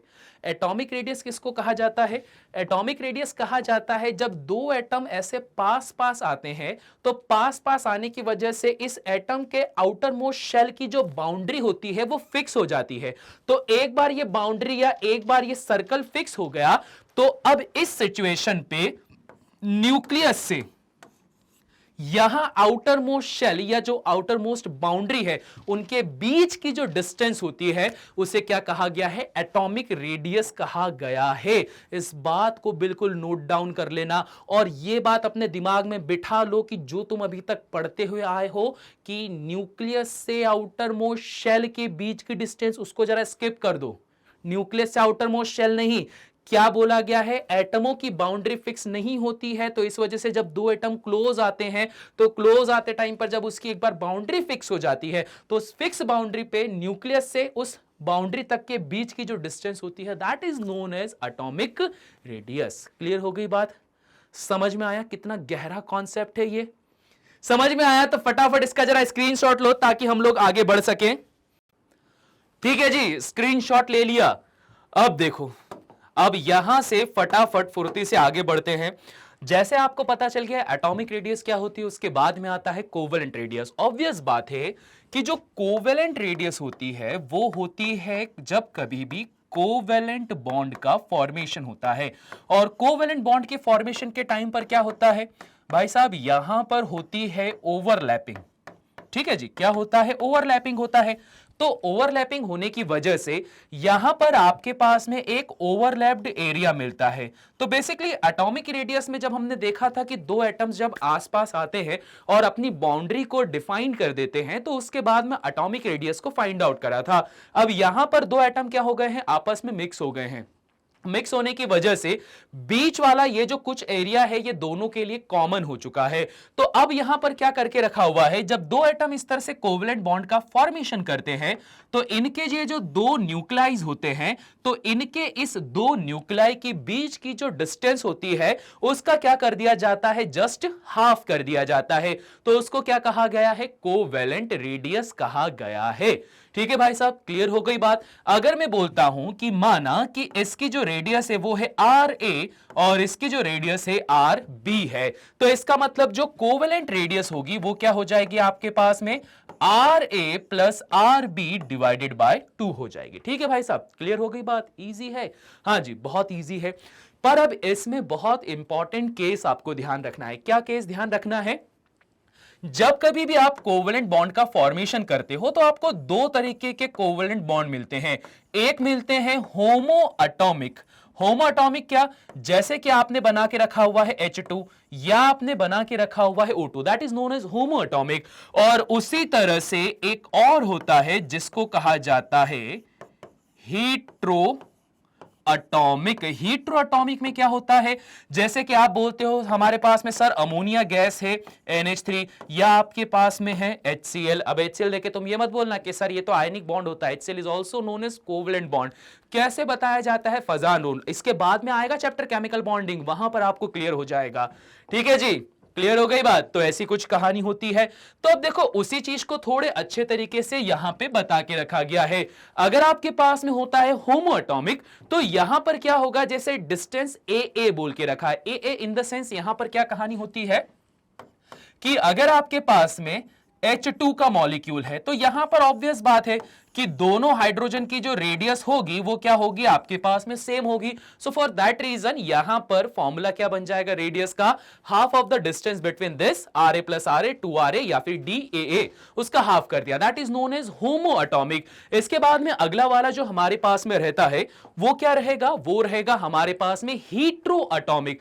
हीट्रो एटॉमिक की कहानी क्या होती है कि जैसे अभी आपको बोल के रखा गया है कि दो एटम आपके पास में प्रेजेंट है और दोनों एटम ऐसे एटम यहां पर होने वाले हैं जो एक जैसा बिहेवियर शो नहीं करते हैं। भाई बहुत सिंपल सी बात है, अगर तुम यहां पर हाइड्रोजन गैस के अलावा कुछ और मिला देते हो, सपोज आपने यहां पर क्या बोल दिया, एक हाइड्रोजन एक क्लोरीन ले लिया, ठीक है, तो यहां पर क्या होगा, ऑब्वियस बात है दोनों एटम अलग अलग हो जाएंगे। तो इस वजह से इसे क्या कहा जाता है, हीट्रो एटॉमिक कहा जाएगा। अब इसमें एक इंपॉर्टेंट पॉइंट ध्यान रखना, क्या इंपॉर्टेंट पॉइंट है, इन जनरल अगर आप हेट्रो एटॉमिक मॉलिक्यूल्स लेते हो जिनके अंदर जो इलेक्ट्रोनेगेटिविटी होती है अप्रोक्सीमेटली सेम होती है, अप्रोक्सीमेटली सेम होना मतलब क्या, लगभग अगल बगल वाले, आसपास वाले।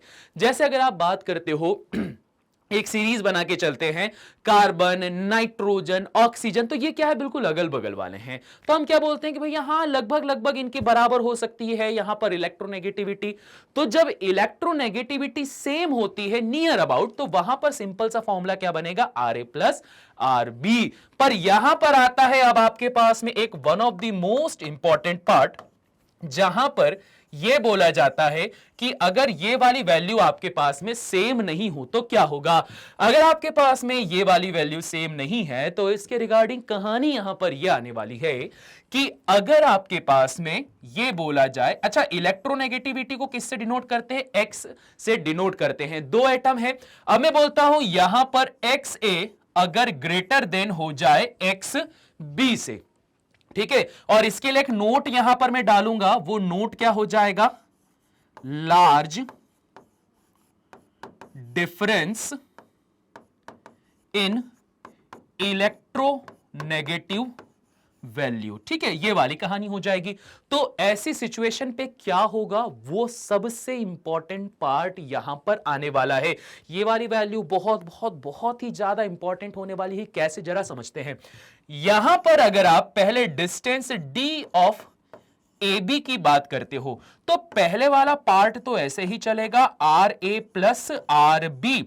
बस अब इसके अंदर एक छोटा सा पॉइंट और इन्वॉल्व होगा, एक कांस्टेंट वैल्यू आएगी जो ऑलरेडी साइंटिस्ट लोगों ने डिराइव करके रखी हुई है, 0.09 multiplied by X A minus X B, जो कि क्या है, हमारे पास में इलेक्ट्रोनेगेटिविटी है दो different element A and B की, एलिमेंट बोले या एटम बोल दो, ए और बी की। तो ये वाला फॉर्मूला ध्यान रखना, ये वाला फॉर्मूला आपके पास स्पेसिफिकली तब है जब कभी भी हेट्रो एटॉमिक मॉलिक्यूल्स से आप रेडियस फाइंड आउट करना चाहते हो, कोवेलेंट रेडियस को, और उसमें भी इलेक्ट्रोनेगेटिविटी का जो डिफरेंस होता है वो ज्यादा होता है, तब ये कहानी आती है। अब रेडियस कैसे निकालोगे सर, बहुत आसान है। अगर यहां पर आपको अब रेडियस बोला गया तो radius of A B is equal to क्या होगा, इसका जो डी ऑफ ए बी होगा उसका क्या कर देना, हाफ कर देना, तो वैल्यू हमें मिल जाएगी। But this point is one of the most important point, और जिसके ऊपर डायरेक्ट एमसीक्यू आपसे पूछा जाता है कि जब कभी भी हेट्रो एटॉमिक मॉलिक्यूल आपके पास प्रेजेंट हो जिनके इलेक्ट्रोनेगेटिविटी में लार्ज अमाउंट का डिफरेंस होता है, तो उसके लिए क्या किया जाएगा। ठीक है भाई साहब, क्लियर हो गई बात, इजी है। अगर इजी है तो फटाफट से स्क्रीनशॉट लो ताकि मैं इस गाड़ी को आगे बढ़ा सकूं और जहां पे आगे हम लोग पढ़ सकें कि भाई साहब क्या कहानी होने वाली है। अगली कहानी हमारे पास में वेंडर वॉल रेडियस या फिर कॉलिजन रेडियस की। अब इस बात को भी जरा समझा जाए। देखो, वेंडर वॉल रेडियस की जब भी कभी बात करता हूं तो यहां पर एक पॉइंट निकल कर आता है, वो आता है हमारे पास में vendor wall force of attraction. ठीक है, देखो क्या होता है, शुरुआत से बताता हूं। जब कभी भी आप बॉन्ड का फॉर्मेशन करते हो तो यहां पर बॉन्ड बनाने के लिए अलग अलग अट्रैक्शन के फोर्स होते हैं, जिसमें से एक फोर्स यहां पर होता है जिसको कहा जाता है वेंडर वॉल। ठीक है, वेंडर वॉल्स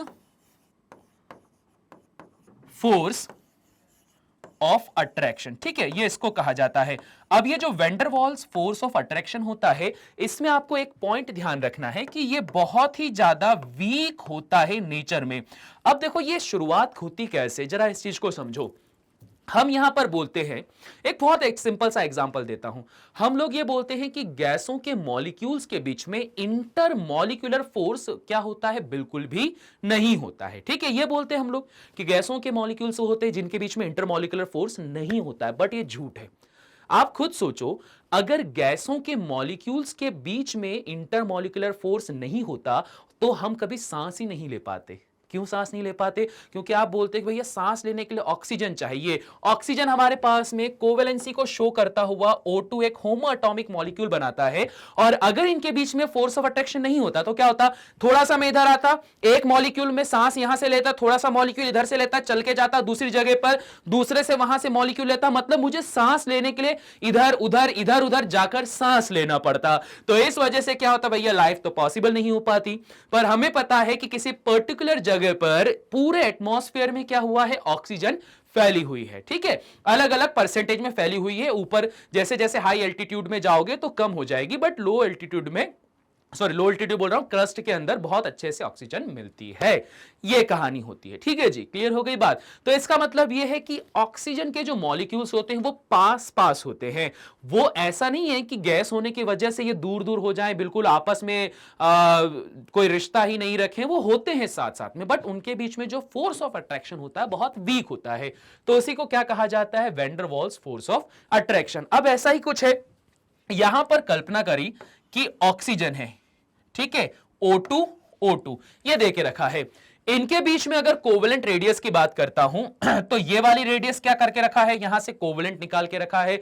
वहीं वैन डर वाल रेडियस की अगर मैं बात करता हूं तो वैन डर वाल रेडियस क्या होगा, जब ऐसे दो मॉलिक्यूल्स आपस में कोलाइड करते हैं, पास आते हैं, तो पास आते टाइम पर क्या होता है कि यहां वाले का जो न्यूक्लियस होता है इस मॉलिक्यूल के एटम का, इस मॉलिक्यूल के एटम के न्यूक्लियस के साथ में इंटरैक्ट होता है, तब जाके वहां पे क्या निकाली जाती है, वैन डर वाल रेडियस निकाली जाती है।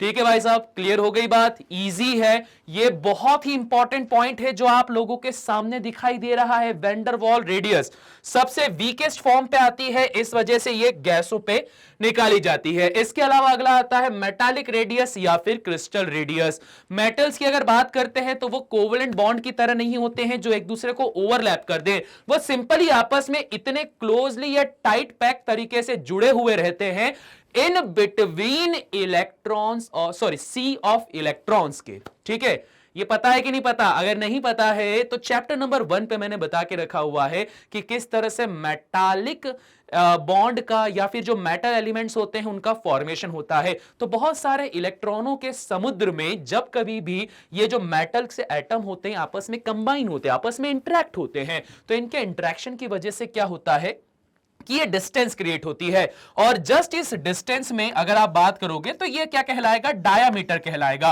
और इस डायामीटर का अगर आप हाफ कर दोगे तो क्या मिल जाएगा आपको, रेडियस मिल जाएगा। तो दिस इज नोन एज, क्या बोला जाएगा इसको, मेटालिक रेडियस कहा जाएगा। ठीक है जी, क्लियर हो गई बात? इसके अलावा बात आती है आयोनिक रेडियस की। एटॉमिक रेडियस अभी ध्यान है ना, तुम लोग क्या बोला करते थे, एटॉमिक रेडियस क्या होती है, न्यूक्लियस से आउटर मोस्ट शेल में रखे हुए इलेक्ट्रॉनों के बीच की दूरी, but this is not true. ठीक है, क्यों नहीं ट्रू? अगर तुम लोग डायरेक्ट इस पॉइंट पर आके वीडियो देख रहे हो तो पुराना पीछे से थोड़ा सा जाकर देख लेना भाई, वहां क्लियर हो जाएगा। आगे बढ़ते हैं, आयोनिक रेडियस की बात कर लेते हैं। आयोनिक रेडियस की जब कभी बात की जाती है तो the effective distance from the centre of nucleus of the ion up to which it has an influence in the ionic bond is called ionic radius। समझ में आई बात? कितनी गहरी बात कर दी गई है। Effective distance from the centre of nucleus to the nucleus of the ion up to which it has influence in the ionic bond। Ionic bond आपके पास में कैसे बनते हैं कि जब कभी भी या तो इलेक्ट्रॉन को डोनेट करा जाता है या एक्सेप्ट करा जाता है, तो डोनेशन और एक्सेप्टेशन के बाद में एक वो वाली डिस्टेंस जहां तक ये क्या कर सके, ये इंफ्लुएंस कर सके अपने साथ में उस बॉन्ड को, that is known as ionic radius. ठीक है, जैसे एटॉमिक रेडियस नहीं होती है कि न्यूक्लियस से आउटर मोस्ट शेल के बीच में जो डिस्टेंस हो, आउटर मोस्ट शेल में रखे हुए इलेक्ट्रॉन के बीच की डिस्टेंस के, तो उसी तरह से आयोनिक रेडियस भी ऐसा नहीं होता है। ठीक है भाई साहब, अब देखो पाउलिंग ने अपना एक फॉर्मूला देके रखा है regarding this, ionic radius is directly proportional to 1 upon में न्यूक्लियर चार्ज। ठीक है जी, क्लियर हो गई बात? तो ऐसी कुछ कहानी दे के रखी हुई है। आयनिक रेडियस के बाद में अगला आता है भाई साहब बहुत इंपॉर्टेंट, आयोनाइजेशन इंथैल्पी। जो लोग अभी इंथैल्पी वर्ड को सुन रहे हैं पहली बार, तो उनको मैं बता देता हूं, इंथैल्पी कुछ एक्स्ट्रा चीज नहीं है। जस्ट सिंपली आप ये बोल सकते हो कि कई सारी जब प्रोसेस होती है, कई सारी रिएक्शन होती है, तो उसमें डिफरेंट काइंड्स ऑफ एनर्जीज होती हैं।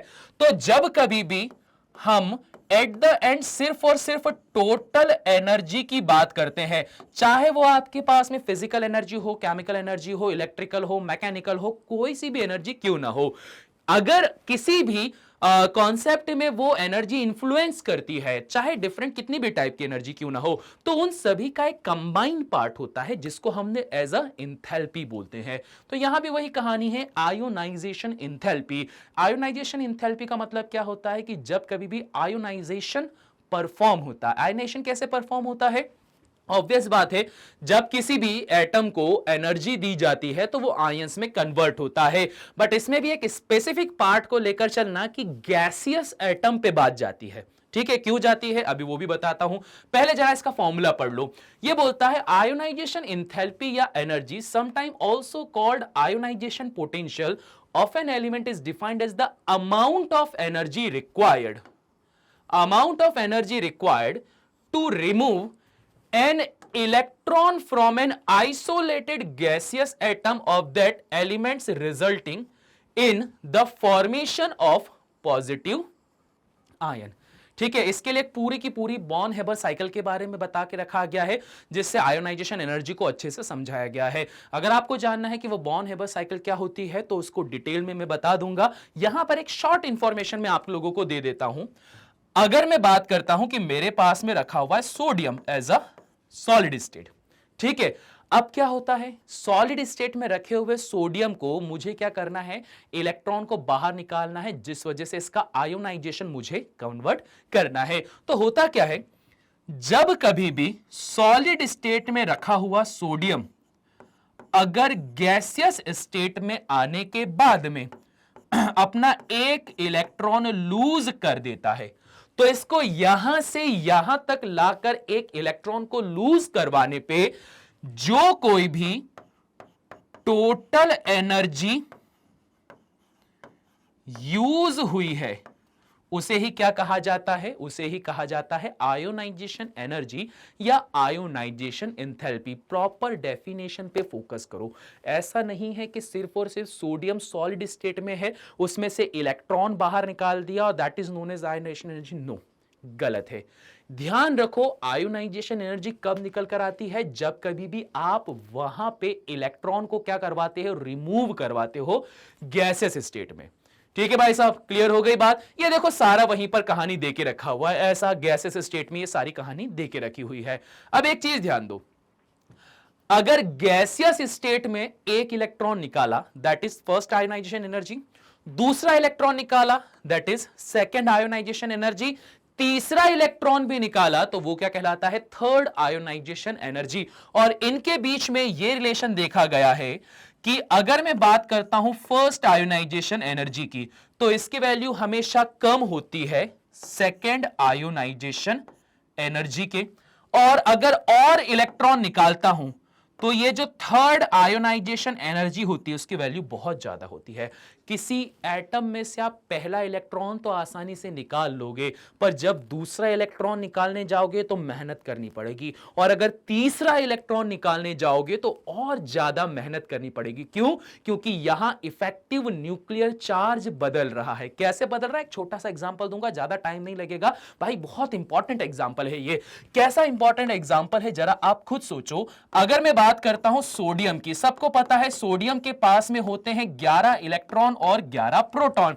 अगर आपने यहां पर से एक इलेक्ट्रॉन बाहर निकाल दिया तो यहां सिचुएशन कुछ ऐसे आएगी कि सोडियम बन जाएगा Na पॉजिटिव, जिसके अंदर अब 11 प्रोटॉन होंगे जो कि फोर्स ऑफ अट्रैक्शन लगाएंगे 10 इलेक्ट्रॉनों पे।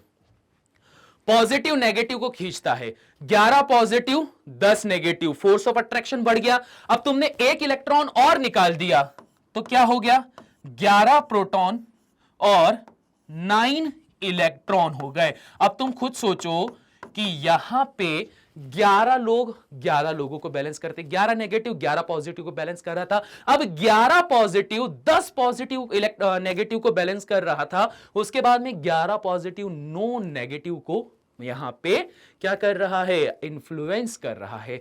तो ऐसी सिचुएशन पे जैसे जैसे इलेक्ट्रॉन बाहर जाते जाएंगे तो ये पॉजिटिव चार्ज की वैल्यू अपने आप बढ़ जाएगी। पॉजिटिव वैल्यू जितना ज्यादा बढ़ेगी, नेगेटिव को वो उतना ही ज्यादा अपने पास में खींच कर रखेगी। सो फॉर दैट रीजन जो आयोनाइजेशन एनर्जी होती है वो कुछ इस तरह से आगे बढ़ती है कि पहले वाले को निकालना आसान है, पर वहीं पे दूसरे और तीसरे को निकालते टाइम पे मेहनत लग जाती है बहुत ही ज्यादा। क्लियर हो गई बात? इजी है? हाँ जी, बहुत ज्यादा इजी है। इसका भी फटाफट से स्क्रीनशॉट लो ताकि मैं गाड़ी को और आगे बढ़ा सकूं। ठीक है जी, ये भी डन। अच्छे से समझ लेना भाई साहब। अगली चीज, factor influencing the ionization enthalpy variation in a period and a group may or may not be regular and can be influenced by। देखो कौन कौन से फैक्टर इसको अफेक्ट करते हैं।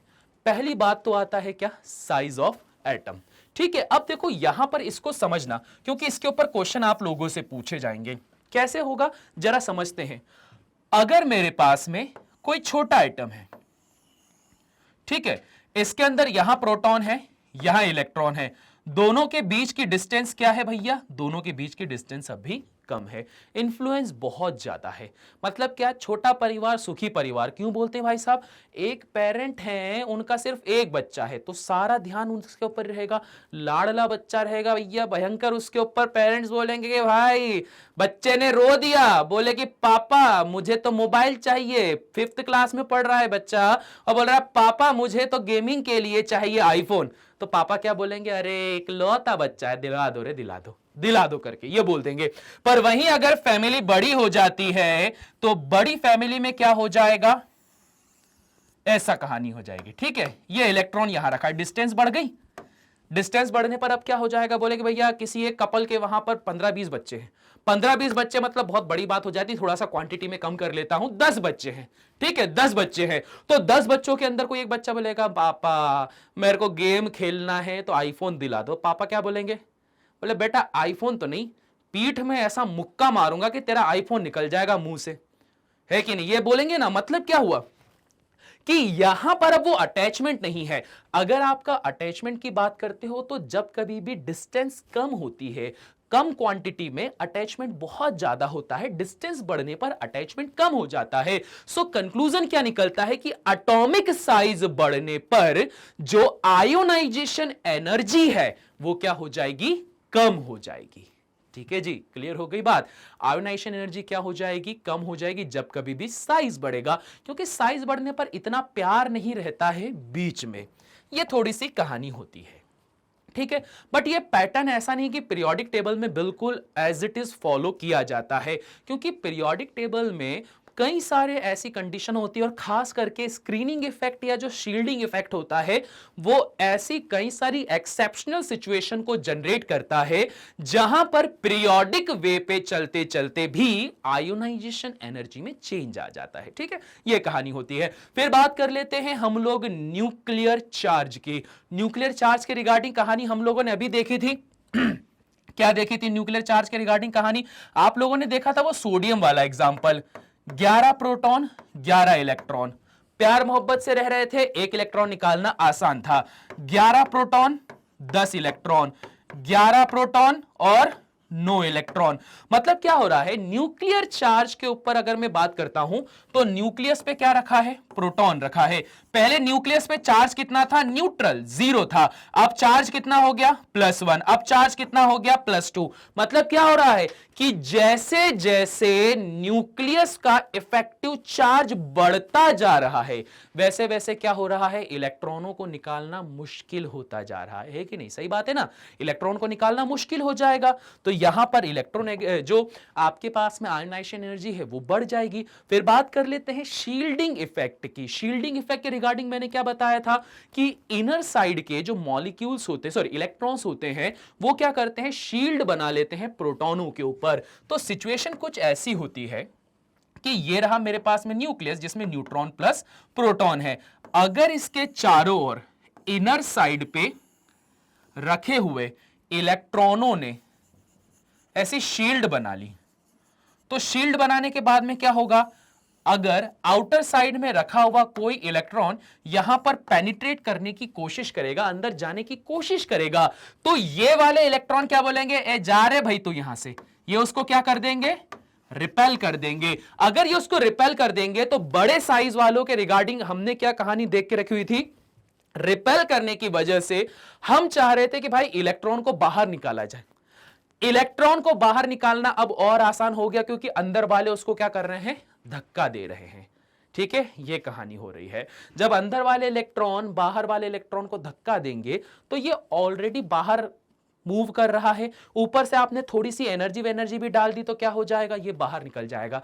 यही वो कारण होता है कि अगर किसी फैमिली में एक ही कपल के 10 बच्चे होंगे तो एक बच्चे को लालच दिया जाएगा, चल रहा भाई तेरे को वहां बहुत अच्छा काम दिलाऊंगा, ये बोल के लालच दिया जाएगा तो वो फट निकल जाता है। वो क्या बोलता है, छोड़ो भैया परिवार गया भाड़ में, अपन तो जाओ यहां से, क्योंकि भैया प्यार मोहब्बत है ही नहीं, है ना, ऐसी कहानी हो जाती है। फिर आगे होता है penetration effect of the electron, जो अभी मैंने बताया था, पेनिट्रेशन इफेक्ट कमजोर हो जाता है, मतलब जो आउटर वाले शेल में रखा हुआ इलेक्ट्रॉन होता है वो अंदर पेनिट्रेट नहीं कर पाता, न्यूक्लियस तक नहीं पहुंच पाता, क्योंकि न्यूक्लियस के चारों ओर इनर जो ऑर्बिट में रखे हुए इलेक्ट्रॉन्स होते हैं वो उसको रिपेल कर रहे हैं, बाहर फेंक रहे हैं। फिर आता है आपके पास में इलेक्ट्रॉनिक कॉन्फ़िगरेशन। अब ये भी बहुत ज्यादा इंपॉर्टेंस रखता है क्योंकि इलेक्ट्रॉनिक कॉन्फ़िगरेशन के रिगार्डिंग आप लोगों को पता है कि हाफ फील्ड और फुल फील्ड की सिचुएशन आती है जहां पर आयोनाइजेशन एनर्जी बहुत ज्यादा इंपॉर्टेंट रोल प्ले करती है। कैसे रोल प्ले करती है, अगर आप बात करते हो पी ब्लॉक की, तो पी ब्लॉक में या तो सबको आधा आधा मिले या तो सबको पूरा पूरा मिल जाए। तो ऐसी सिचुएशन पे क्या हो जाएगा कि जो आयोनाइजेशन एनर्जी है इन दोनों स्टेट पर काफी ज्यादा हाई होती है। पर अगर कोई यहां पर ऐसा हो जिसके अंदर सिचुएशन कुछ ऐसी हो, ये सिर्फ एक इलेक्ट्रॉन हो, तो इसे निकालना आसान है। या फिर अगर मैं बात करता हूं कोई सिचुएशन ऐसी है जहां पर आपको कुछ ऐसा दिखाई दे रहा है, तो यहां से भी इलेक्ट्रॉन निकालना क्या हो जाता है, आसान हो जाता है। तो इलेक्ट्रॉनिक कॉन्फ़िगरेशन में भी इन जनरल केस सिर्फ इतना सा देखा जाता है कि हाफ फील्ड और फुल फील्ड वाले ऑर्बिटल्स नहीं मिलने चाहिए। इसके अलावा जो चीज मिलेगी वहां पर आयोनाइजेशन एनर्जी कम होगी, इसके अलावा बाकियों में आयोनाइजेशन एनर्जी क्या हो जाएगी, ज्यादा हो जाएगी। ठीक है भाई साहब, क्लियर हो गई बात, इजी है। चलो गाड़ी आगे बढ़ाते हैं। अगला हमारे पास में क्या देके रखा हुआ है, इलेक्ट्रॉन गेन इंथैल्पी देके रखा हुआ है, या जिसे ही क्या बोला जाता है, इलेक्ट्रॉन एफिनिटी कहा जाता है। कहानी में यहां पर अब इंटरेस्टिंग मोड यह आ गया है कि जब कभी भी electron is added to the neutral gaseous atom, affinity gain enthalpy का मतलब क्या होता है, गेन करना। ठीक है, क्या मतलब होता है, गेन करना, प्यार दिखाना, अफेक्शन दिखाना। तो यहां पर अब मैं इलेक्ट्रॉन लेने वाला हूं। अभी आयोनाइजेशन एंथैल्पी में क्या करा था, निकाल दिया था बाहर, एटम से बाहर निकाल दिया था। अब एटम क्या करेगा, लेगा, बोला आने दो, इलेक्ट्रॉन को आने दो। तो when an electron is added to a neutral gaseous atom to convert it into a negative ion, ionisation energy में पॉजिटिव आयन बना रहे थे या कैटायन बना रहे थे, यहां पर एनायन का फॉर्मेशन होता है। तो एनायन बनाते समय the enthalpy change accompanying the process is defined as electron gain enthalpy। यहां पर क्या हुआ, इलेक्ट्रॉन लेकर वो नेगेटिव आयन में कन्वर्ट हो रहा था, और जब ऐसी सिचुएशन होती है तो that is known as electron gain enthalpy. इसके बाद में फटाफट से क्या कहानी आती है मेरे पास में, इलेक्ट्रॉन गेन इंथैल्पी की कहानी आती है। इलेक्ट्रोनेगेटिविटी की। Electronegativity is a measure of the tendency of an element to attract electron towards itself in a covalently bonded molecule. दोनों में क्या डिफरेंस है, यह बोलता है कि खींच के क्या बना दो, नेगेटिव आयन या एनायन बना दो, जबकि ये क्या बोलता है, ये बोलता है कि ये टग ऑफ वॉर चल रही है, कोवेलेंट बॉन्ड बना दिया। अब कोवेलेंट बॉन्ड के अंदर क्या होता है कि एक एटम बोलता है मैं थोड़ा ज्यादा नेगेटिव हूं तो वो शेयरिंग वाला पार्ट मैं अपने पास में रखूंगा, तो दोनों में ये डिफरेंस है। ये क्या करता है, पूरा का पूरा ले लेता है, जबकि ये क्या करता है, ये जब शेयरिंग होती है तो शेयरिंग के टाइम पे ये बोलता है कि नहीं भाई थोड़ा सा मुझे दे दे, थोड़ा सा मुझे दे दे, ज्यादा मैं अपने पास में रखूंगा। तो ये दोनों में डिफरेंस होता है। क्लियर हो गई बात? इसी को मैं अभी डायग्राम से समझाता हूं। जरा फटाफट से पहले इसका स्क्रीनशॉट ले लो ताकि इसके डायग्राम में हम चीजों को ज्यादा अच्छी तरीके से क्लियर कर पाए। ठीक है, फटाफट स्क्रीनशॉट लो भाई अब। ठीक है जी, क्लियर हो गई बात? इजी है। चलो जरा डायग्राम में देखते हैं। अब देखो दोनों में डिफरेंस क्या दिख रहा है। इलेक्ट्रॉन गेन इंथैल्पी के रिगार्डिंग अगर मैं बात करता हूं तो यहां पर आपको दिख रहा है कि इलेक्ट्रॉन इंसर्ट हो चुका है पॉजिटिवली चार्ज न्यूक्लियस के अंदर। तो ये ऑलरेडी क्या कर चुका है कि इलेक्ट्रॉन ले चुका है। ठीक है, ये यहां पर एक सिंपल सी बात बोलता हूं, तो जब भी इलेक्ट्रॉन गेन इंथैल्पी को देखना है तो आप यहां पर किसको सर्च करते हो, आप यहां पर सर्च करते हो आयोनिक बॉन्ड्स को। ठीक है, और जब कभी भी इलेक्ट्रॉन एफिनिटी को चेक इलेक्ट्रॉन नेगेटिविटी को चेक करना होता है तो यहां पर हम लोग कहां देख रहे हैं इसको, हम देख रहे हैं कोवेलेंट बॉन्ड के अंदर। तो कोवेलेंट बॉन्ड अंदर देखने के अंदर क्या दिखाई दे रहा है, हाइड्रोजन और फ्लोरीन ये दोनों यहां पर प्रेजेंट हैं, जिसमें से फ्लोरीन की नेगेटिविटी ज्यादा होने की वजह से यहां जो कोवेलेंस कैरेक्टरिस्टिक होने के बावजूद भी फ्लोरीन क्या बोलता है कि यहां पर शेयरिंग के जो ये इलेक्ट्रॉन्स है ना उसका मोस्ट ऑफ द पार्ट मैं अपने पास रखूंगा। तो एक टग ऑफ वॉर की तरह गेम चल रहा है कोवेलेंट बॉन्ड पे। तो कोवेलेंट बॉन्ड पे जब ऐसी सिचुएशन आती है जब कोई एक ज्यादा इंफ्लुएंस करता है शेयर्ड इलेक्ट्रॉन के ऊपर, that is known as electronegativity. And electron affinity या इलेक्ट्रॉन गेन इंथैल्पी का मतलब यह होता है कि आयोनिक बॉन्ड बनाते समय अगर किसी ने कंप्लीटली इलेक्ट्रॉन को लेकर खुद को इलेक्ट्रोनेगेटिव बना दिया तो that is known as electronegativity. ठीक है जी, क्लियर हो गई बात? इजी है। चलिए जी, तो भाई साहब ये भी हो गया हमारे पास में क्लियर। आई होप सो ये बहुत अच्छे से आपको समझ में आ गया है। अब जरा फटाफट फुर्ती से पीरियोडिक ट्रेंड को देख लेते हैं। पूरा जो आपने पढ़ के रखा हुआ है ना उसका एक कंक्लूसिव पार्ट यहां पर आने वाला है, जो चैप्टर में हम लोगों ने पीरियोडिक प्रॉपर्टीज देखा। अब देखो क्या, बहुत सिंपल है। टॉप टू बॉटम आने पर एटॉमिक साइज क्या होता है, हमेशा इंक्रीज हो जाता है। क्यों? क्योंकि देखो ये जो पीरियड्स होते हैं ना ये क्या बताते हैं, जैसे आपके पास बात करी है first period, second period, third, fourth, fifth, sixth और सेवंथ, ये 7 पीरियड्स हैं। तो ये क्या बताते हैं, नंबर ऑफ ऑर्बिट्स को बताते हैं। एक ऑर्बिट, 2 ऑर्बिट, 3, 4, 5, 6 और 7 ऑर्बिट बता रहे हैं। तो टॉप टू बॉटम जाने पर एटॉमिक रेडियस इंक्रीज हो रही है। वहीं अगर मैं बात करता हूं यहां पे कुछ आयोनाइजेशन एनर्जी के बारे में, तो आयोनाइजेशन एनर्जी का मतलब क्या था कि किसी भी गैसेस स्टेट में रखे हुए एटम में से एक इलेक्ट्रॉन को बाहर निकालने के लिए जो एनर्जी दी जाती है। तो देखो क्या कहानी है, यहां पर सारे मेटालिक कैरेक्टरिस्टिक वाले होते हैं तो इनकी आयोनाइजेशन एनर्जी कम होती है। जैसे जैसे आप लेफ्ट टू राइट की तरफ मूव करते जाते हो वैसे वैसे जो आयोनाइजेशन एनर्जी है वो क्या होती जा रही है, इंक्रीज होते जा रही है। क्यों? क्योंकि यहां पर नंबर ऑफ इलेक्ट्रॉन बढ़ते हैं। इलेक्ट्रॉन बढ़ने की वजह से साइज कंप्रेस होता है। ठीक है, क्या होता है, ये बहुत सिंपल सा है। जैसे अगर मैं बात करता हूं बेरिलियम की, तो यहां बेरिलियम की अगर मैं बात करता हूं तो बेरिलियम के आउटर मोस्ट शेल में कितने इलेक्ट्रॉन है, 2। तो इसके पार 2 तरफ से फोर्स लगेगा। बेरिलियम के बाद में अगर मैं वहां ऑक्सीजन पे जाऊं अगर सीधे, तो ऑक्सीजन के आउटर मोस्ट शेल की अगर बात करता हूं तो भाई साहब कितने इलेक्ट्रॉन होते हैं, 6 इलेक्ट्रॉन। तो ये देखो, अगर ऑक्सीजन के आउटर मोस्ट शेल में 6 इलेक्ट्रॉन है तो इस पर 6 तरफ से फोर्स ऑफ अट्रैक्शन लगेगा, जिसका रिजल्ट ये होगा कि जो ऑक्सीजन का साइज है वो क्या हो जाएगा, कॉन्ट्रैक्ट हो जाएगा, छोटा हो जाएगा।